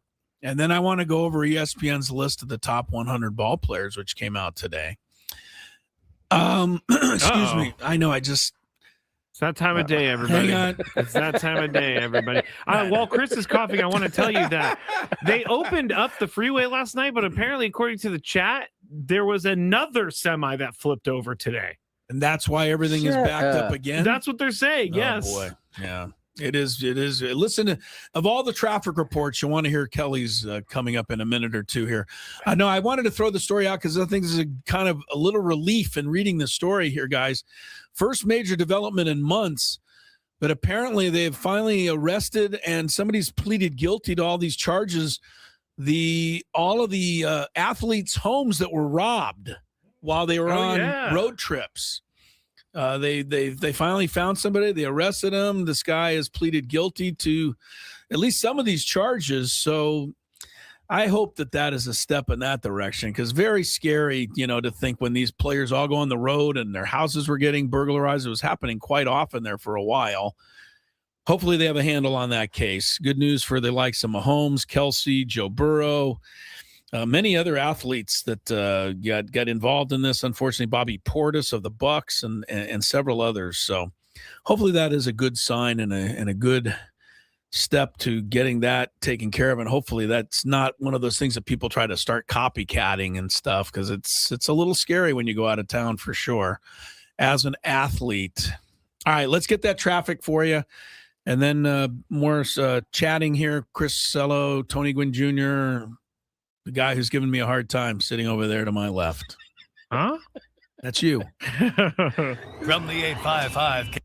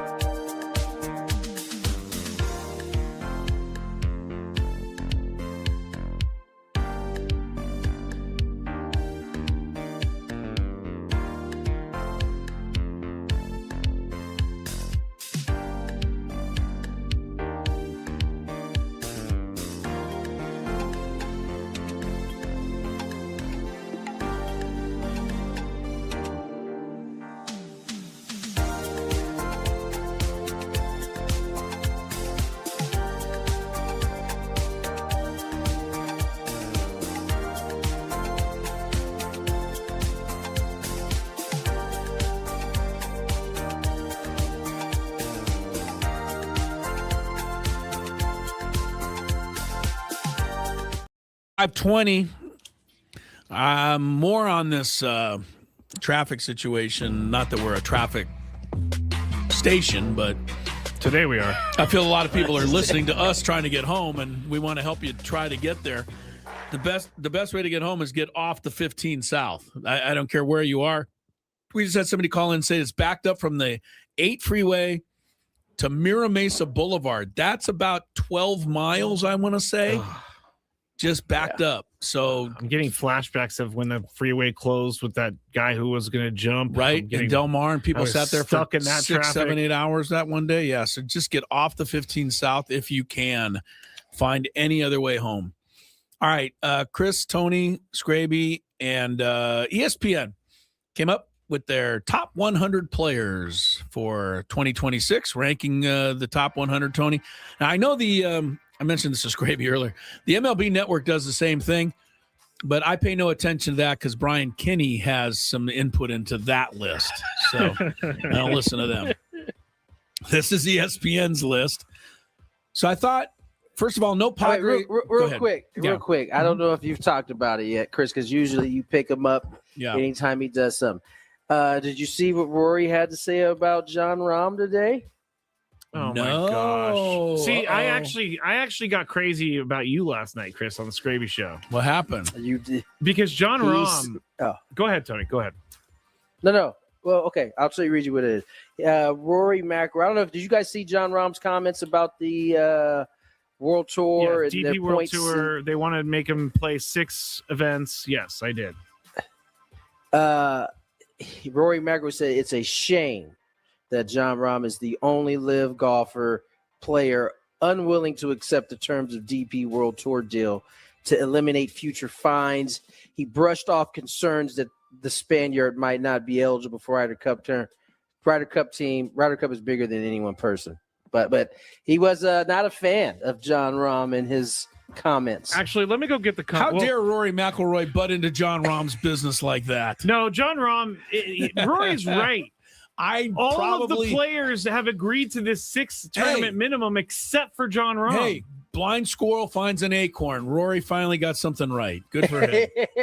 Hold on. Way to go, Rory. No. Hold on. Now we're talking about it. I know Chris has got to get into this. I want to read the quote because we have it. That's fine. He said, this is John. This is John Rahm.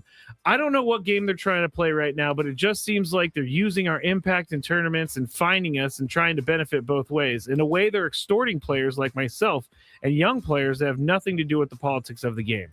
My thing is John Rahm chose this. Why are we still complaining? He chose live golf. And I don't know why you're so mad at Rory. John Rahm turned his back on everyone. I agreed with you on this one for Rory. I said he finally got one right. But I'm saying in general. No, I'll never be a Rory. John Rahm guy. is one of the richest golfers in the world. What is the only reason he doesn't want to play 6 tournaments? Because he doesn't want to play. But you know what? John Rahm doesn't bother me every 5 minutes with an opinion on every damn thing in the world. John like Rahm Rory has, does. That's true. Rory definitely has a lot of opinion. I'll tell you. And who asked him? The media. And who asked John Rahm? No one. Because no one cares about live golf. I will give the media credit for tracking Rory down in the parking lot as he's trying to leave the facility. I don't know why you have this question hatred for Rory McIlroy. Yes.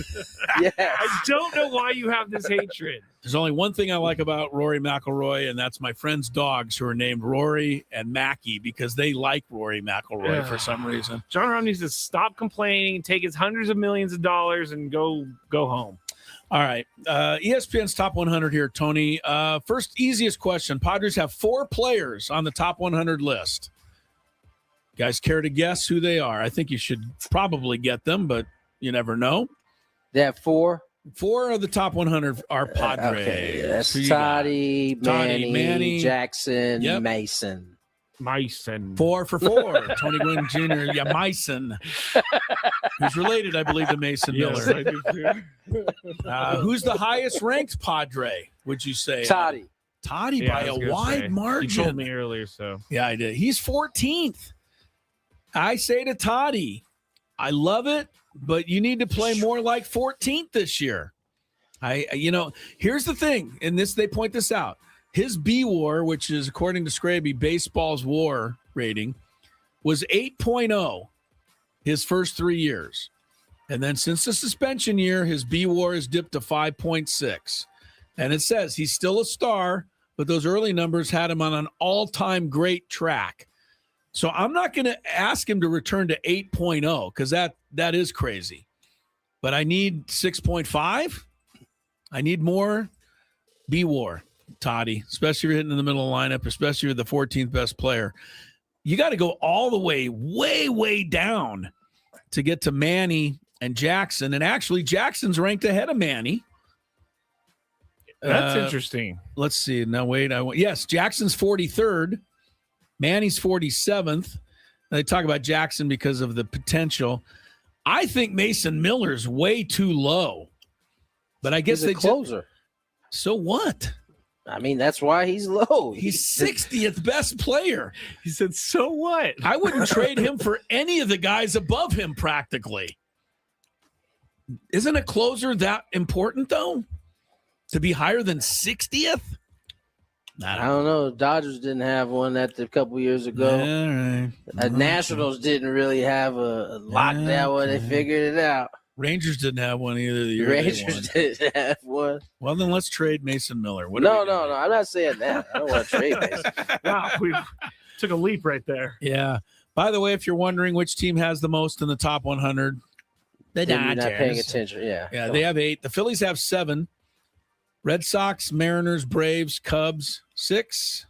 Blue Jays and Mets, 5. Padres are in a group of teams with 4. There are 3 teams that have none. Want to try to guess which ones those are? 4 teams. Rockies have none. White Sox? White Sox have none.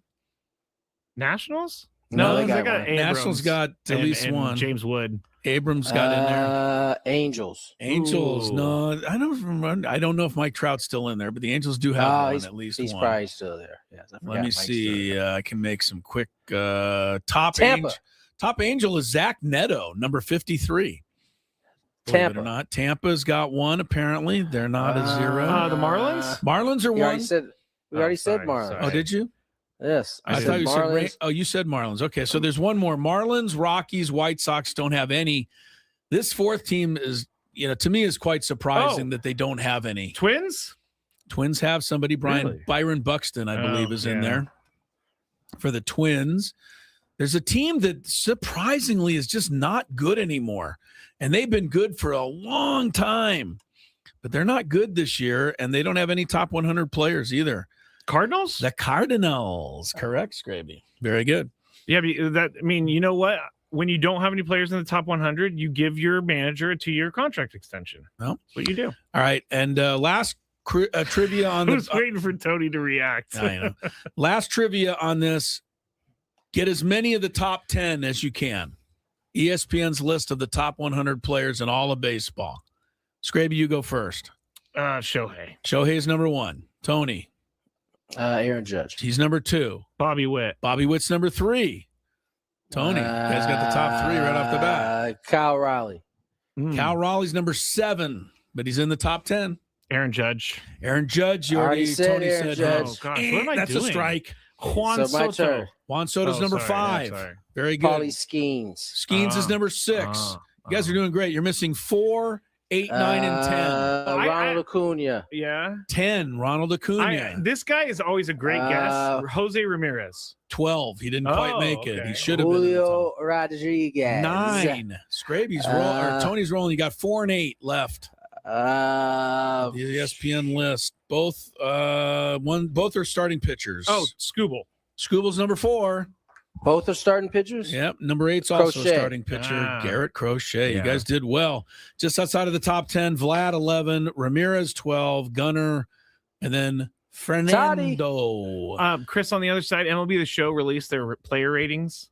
I would like for you to guess the 99ers. Are we back up to 99s again? Do they do yeah. that for baseball too? They do, but it's not. They do it for baseball. It's a big deal in baseball. You get they bring you a package. There's all kinds of stuff comes. There with is that one 99. that is egregious. DeAndre Hopkins in this? No, DeAndre Hopkins is not in this. Nuke is not in this. One final fun segment as the happy hour continues. Again, get off the 15 freeway. Gwynn and Chris trying to help. Ben and The gondola pulls in. Yeah. It goes very slow. Yeah, it slows down like for everybody. really slow. As we're getting off, over to my left, there's a couple getting in the gondola, going up the mountain. So it's the opposite for them. They're standing there. The gondola comes up. The door opens. You step on. Well, there was a commotion. Uh-oh. There was a commotion. Someone fell? There was a commotion, and Lori goes, "Hey, there's a commotion." She said commotion? I don't think she said that, but we go kind of not hustling, but walking over there quickly. There's a lady who has fallen as she's trying to get into the gondola. She's now got one leg in the gondola. Oh, no! The other leg and body trapped underneath the gondola. 90. No, she's probably in her late 50s. How do I say this best? Oh, she's heavy set? She's in the shape of somebody who's in their 70s. You've got to rescue the poor lady. She's trapped under the gondola. Of course, as soon as she falls and there's the commotion, the guy running the station stops the gondola. Okay, I was going to Which means everybody on the mountain and 4 miles away has to stop. Everybody has to stop while we try to extricate the lady from the gondola. Okay, let me ask you a question. Underneath the gondola. Look. She's got one leg on the gondola. The rest of her body is underneath the gondola. And when I arrive to see what's going on, I'm kind of the first or second person there. You're a first responder? Pretty much. The guy running the gondola place is busy stopping Traffic, the ride. yeah. No, he's stopping the ride. Oh, okay, all right. So we're kind of first there. Lori's behind me. The lady's on her back. She's looking straight up in the air. And the only description I have is one of utter panic and utter terror combined with total helplessness. Oh, I thought you were going to say embarrassment. No, total helplessness. She's not only trapped, but she's not even remotely doing anything to help herself. She's kind of in a panic, and you think something terrible is going to happen, or she does. Okay. I go over there. First thing, breathe. That's what you said? I told the lady to That's breathe. Good, that's good. I said, you're going to be okay. That's good. Just breathe. That's good. Try to relax. That was the perfect thing you could have said. As I'm stupidly pulling this 250-pound gondola, trying to pull it off of her. Yeah. Okay. Well, you're getting the gondola is way heavier than 250 pounds. Yeah, right. 1,000-pound gondola. So you're trying to move the gondola. To just move it a little. Is her leg how is she attached to this gondola? Well, I told you her one leg's actually on the gondola in the doorway.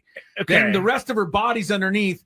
What is stuck with her in the gondola is her belly, not her leg. Oh no. That's right. Okay. No.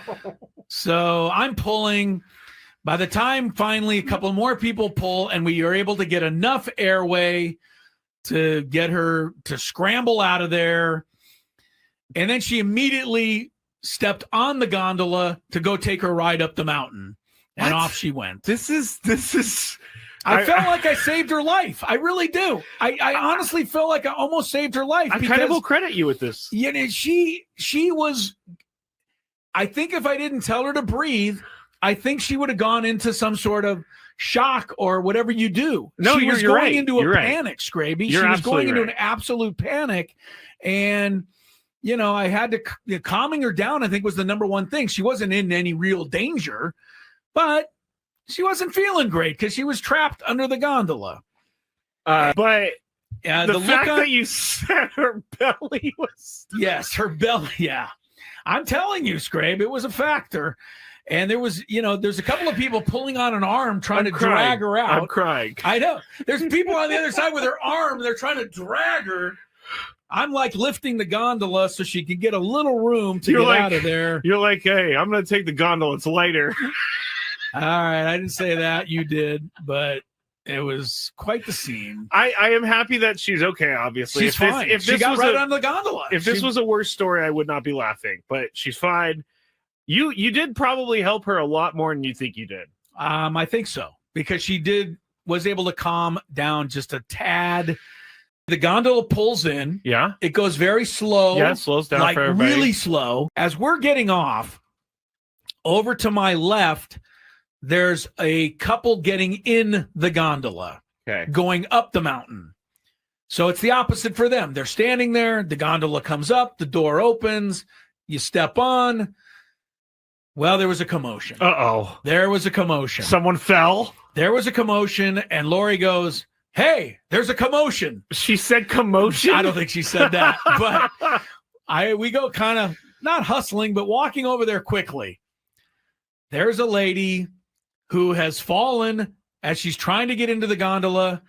She's now got one leg in the gondola. Oh, no! The other leg and body trapped underneath the gondola. 90. No, she's probably in her late 50s.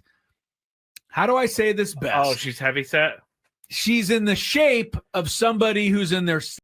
Yeah, earbuds, spaghetti, everywhere. Gwynn and Chris, 5:36 is the time. Chris Ello, Tony Gwynn Jr. in Peoria.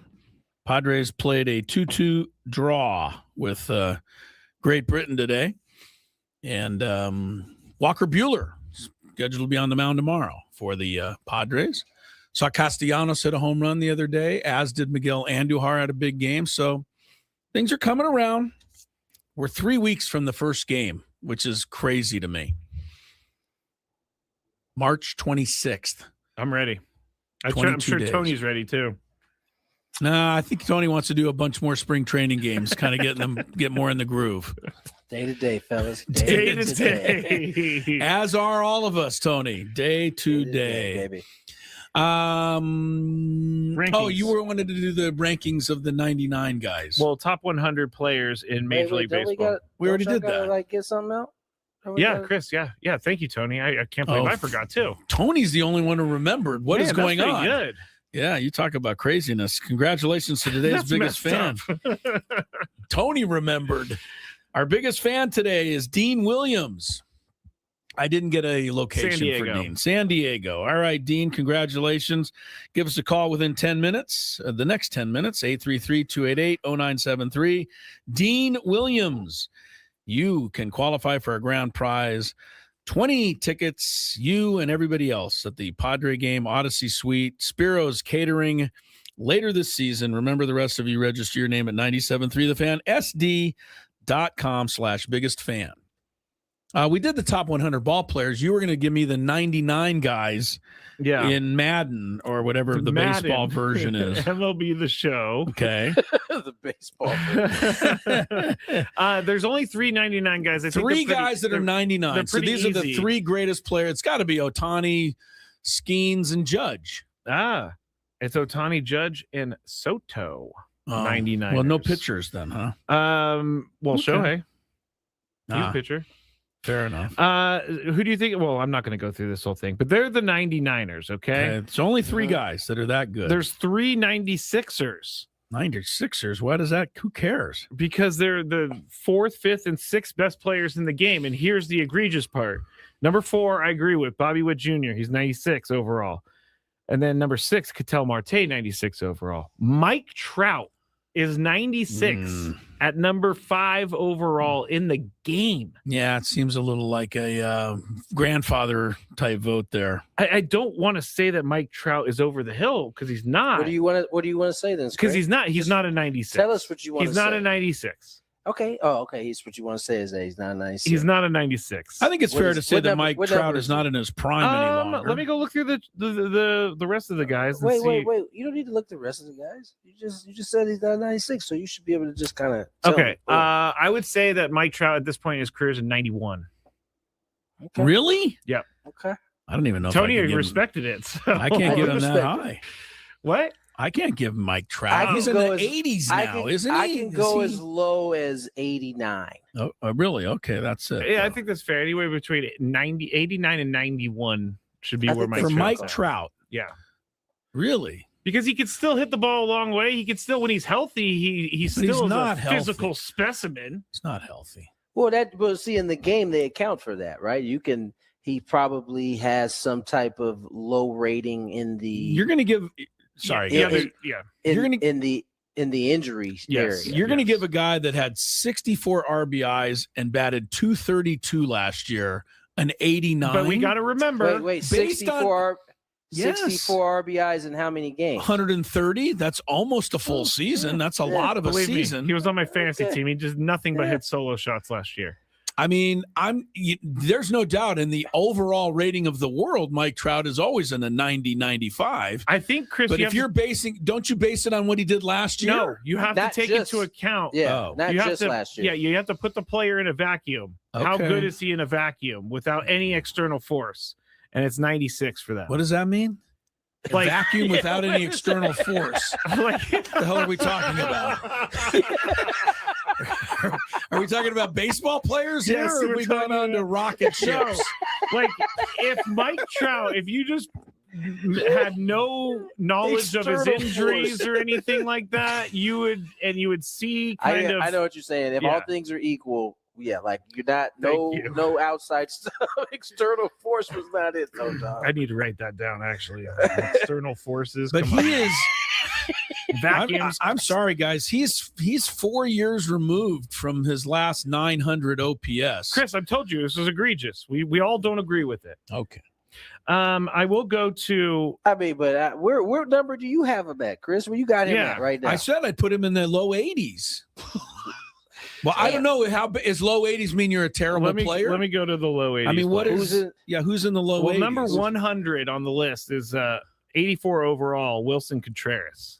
So is he a Wilson Contreras? He's probably a little better than him. So all right, so get him 85. I don't know what an 80 rating is. Now here's I something don't know the game. I don't agree with either. If we're going to base it off of last year, Cal Raleigh's only an 86. How does that guy only be an 86? Not, but we just said it's but you not just said it's not based on last year. In a vacuum with extensive. If it was only based, on last year, Mike Trout wouldn't even be over 80. You're right. 232. I still think Cal Raleigh's better than an 86. That's just last year. That's true. The first Padre on the and list. it didn't have the forces that you were talking about either that go along. They didn't have the vacuum and the external forces. External forces. I have a feeling we're going to hear that a couple times. Fernando is the number one Padre on the list at number 17 with a 93 rating. Thank goodness for that. But he's won 2 platinum gloves. He should be in the 96. I didn't say a word about Fernando. Mike Trout and Fernando should have been flipped. Fernando. Mike Trout for a career is a 96, but he's not a 96 at this point. Yeah, 96 is high for sure. Yeah, it's just Mike Trout is also the most. This is mean because I've never been the biggest fan. He is the most. I'm not in on this part. I know you're not part of this. I'll take this on my own. Mike Trout is the most WAR-created player in the history of baseball. Wins above replacement WAR. Yes, because his WAR is higher in those 5 years than like Babe Ruth and people like that. And I say Mike Trout's a great player, but I think I just want to remind rated everybody, him so high. Mike Trout in his prime was doing what Ohtani does, but at a unbelievable defensive rate. And a stolen bases added to it. That's what he was doing in his prime. Was he winning any games? Sorry, I'm so mean. That's not his fault. Ohtani won an MVP, and his team didn't win any games either before he got to LA. So yeah, the two of them together never played in a playoff game. That's right. They were both on the same team for a while. The Angels wasted that. Yeah. All right. It makes sense now, right? Because my man knew that their fans wasn't even in the top 5 of priority of winning. Yeah, so it makes all the sense in the world now. Oh yeah. One of the dumber comments of the year. Fans don't care about winning; they just care about safety and affordability. Safety at a baseball game. That's safety and affordability. All right, Chris. Did you do traffic? No, we'll do traffic. All right, and then we're going to hear a really fun visit we had with one of the Aztec women's players. Their season ended in the regular season. They're getting ready for the postseason.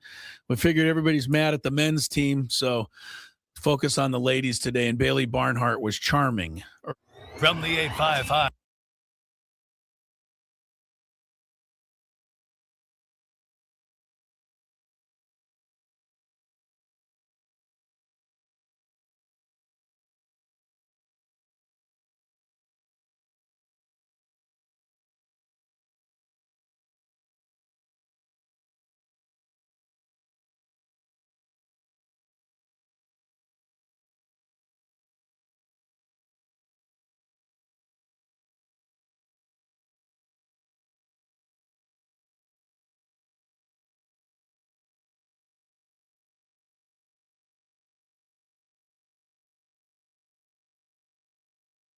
Sports Station 97.3 The Fan.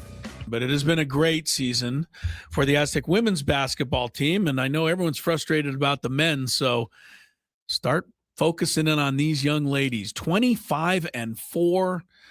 They've just finished up conference play with a 19-1 record. Victory yesterday at Air Force wrapped it up, and Bailey Barnhard, the sophomore post player for the Aztecs, nice enough to join us. Hi, Bailey. How are you today?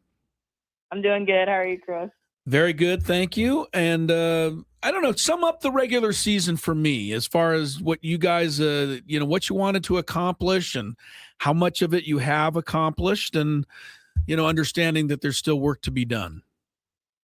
Yeah, I mean, for the regular season, we came into it with two main goals, and one being regular season champions, and then another one being protecting home court.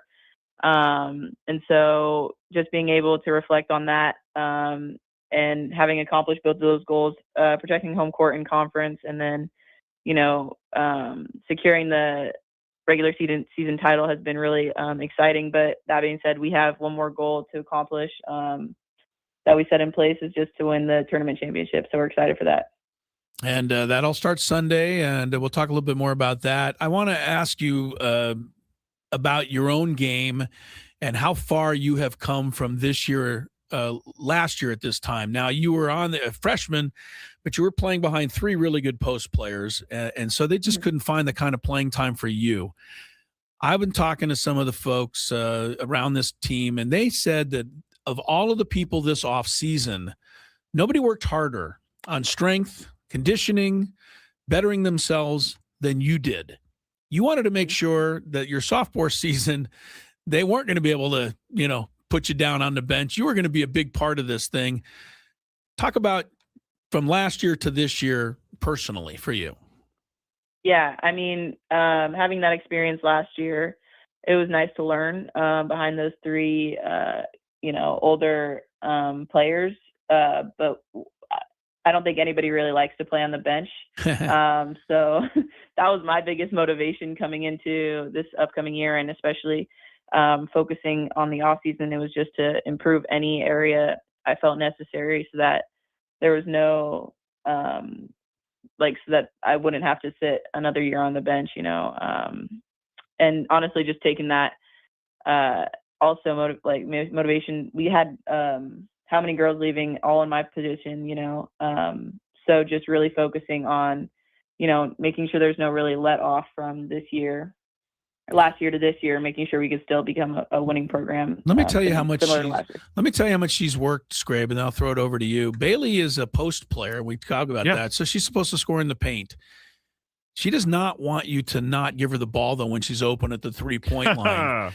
And she hit one last night. She finished conference play 14 for 29. Whoa. From the arc. It's almost 50%, Bailey Barnhard. Not bad. And I know you're not going to crow about yourself, but I'm a crow for you. That's pretty good.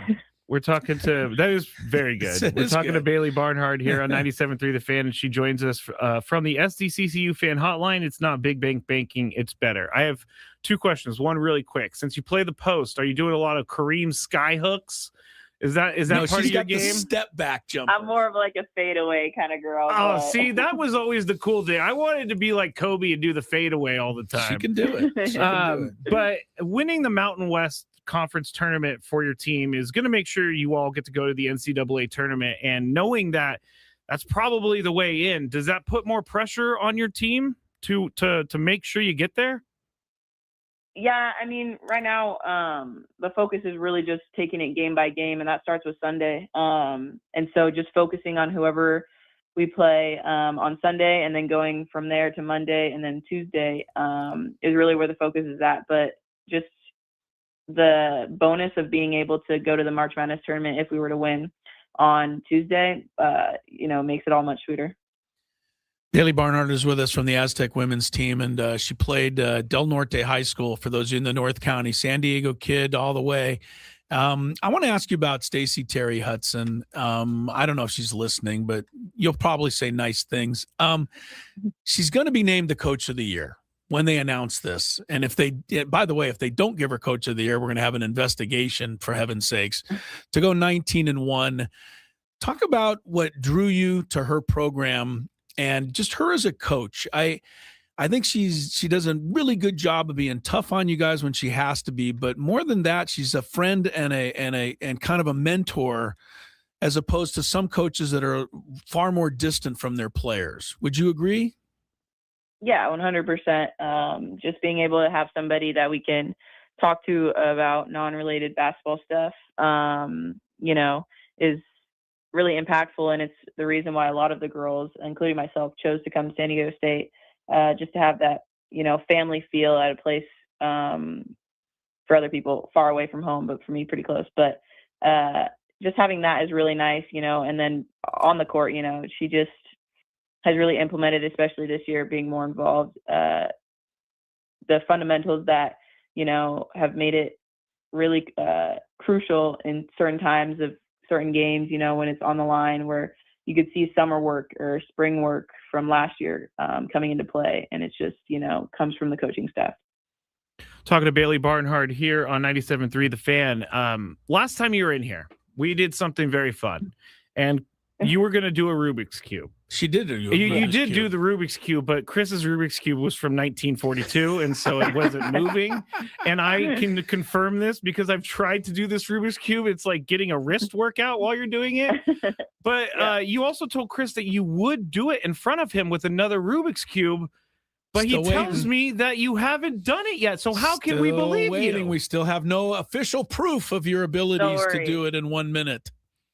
We have 5 days together, Chris. We'll make it happen. Okay. All right, you're going to make it happen. Okay. But Bailey and I also share one other thing in common, and this is weird to me, but we all got backpacks where the kids all get backpacks. They put all their stuff in it.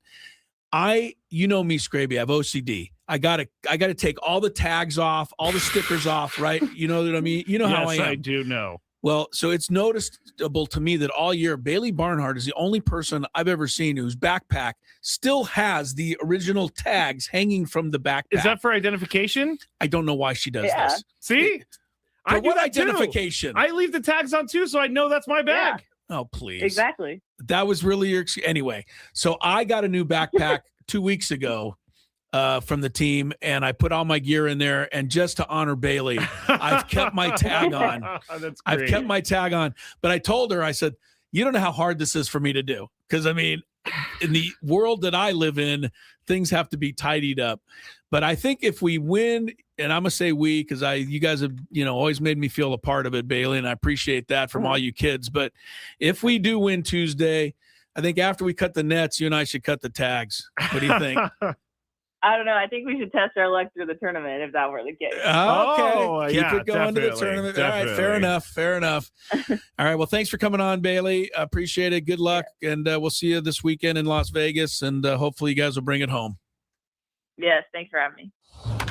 Bailey Barnhard and the Aztec women get started with their tournament Sunday in Las Vegas. Quarterfinals. They'd have to win 3 to repeat as conference champions.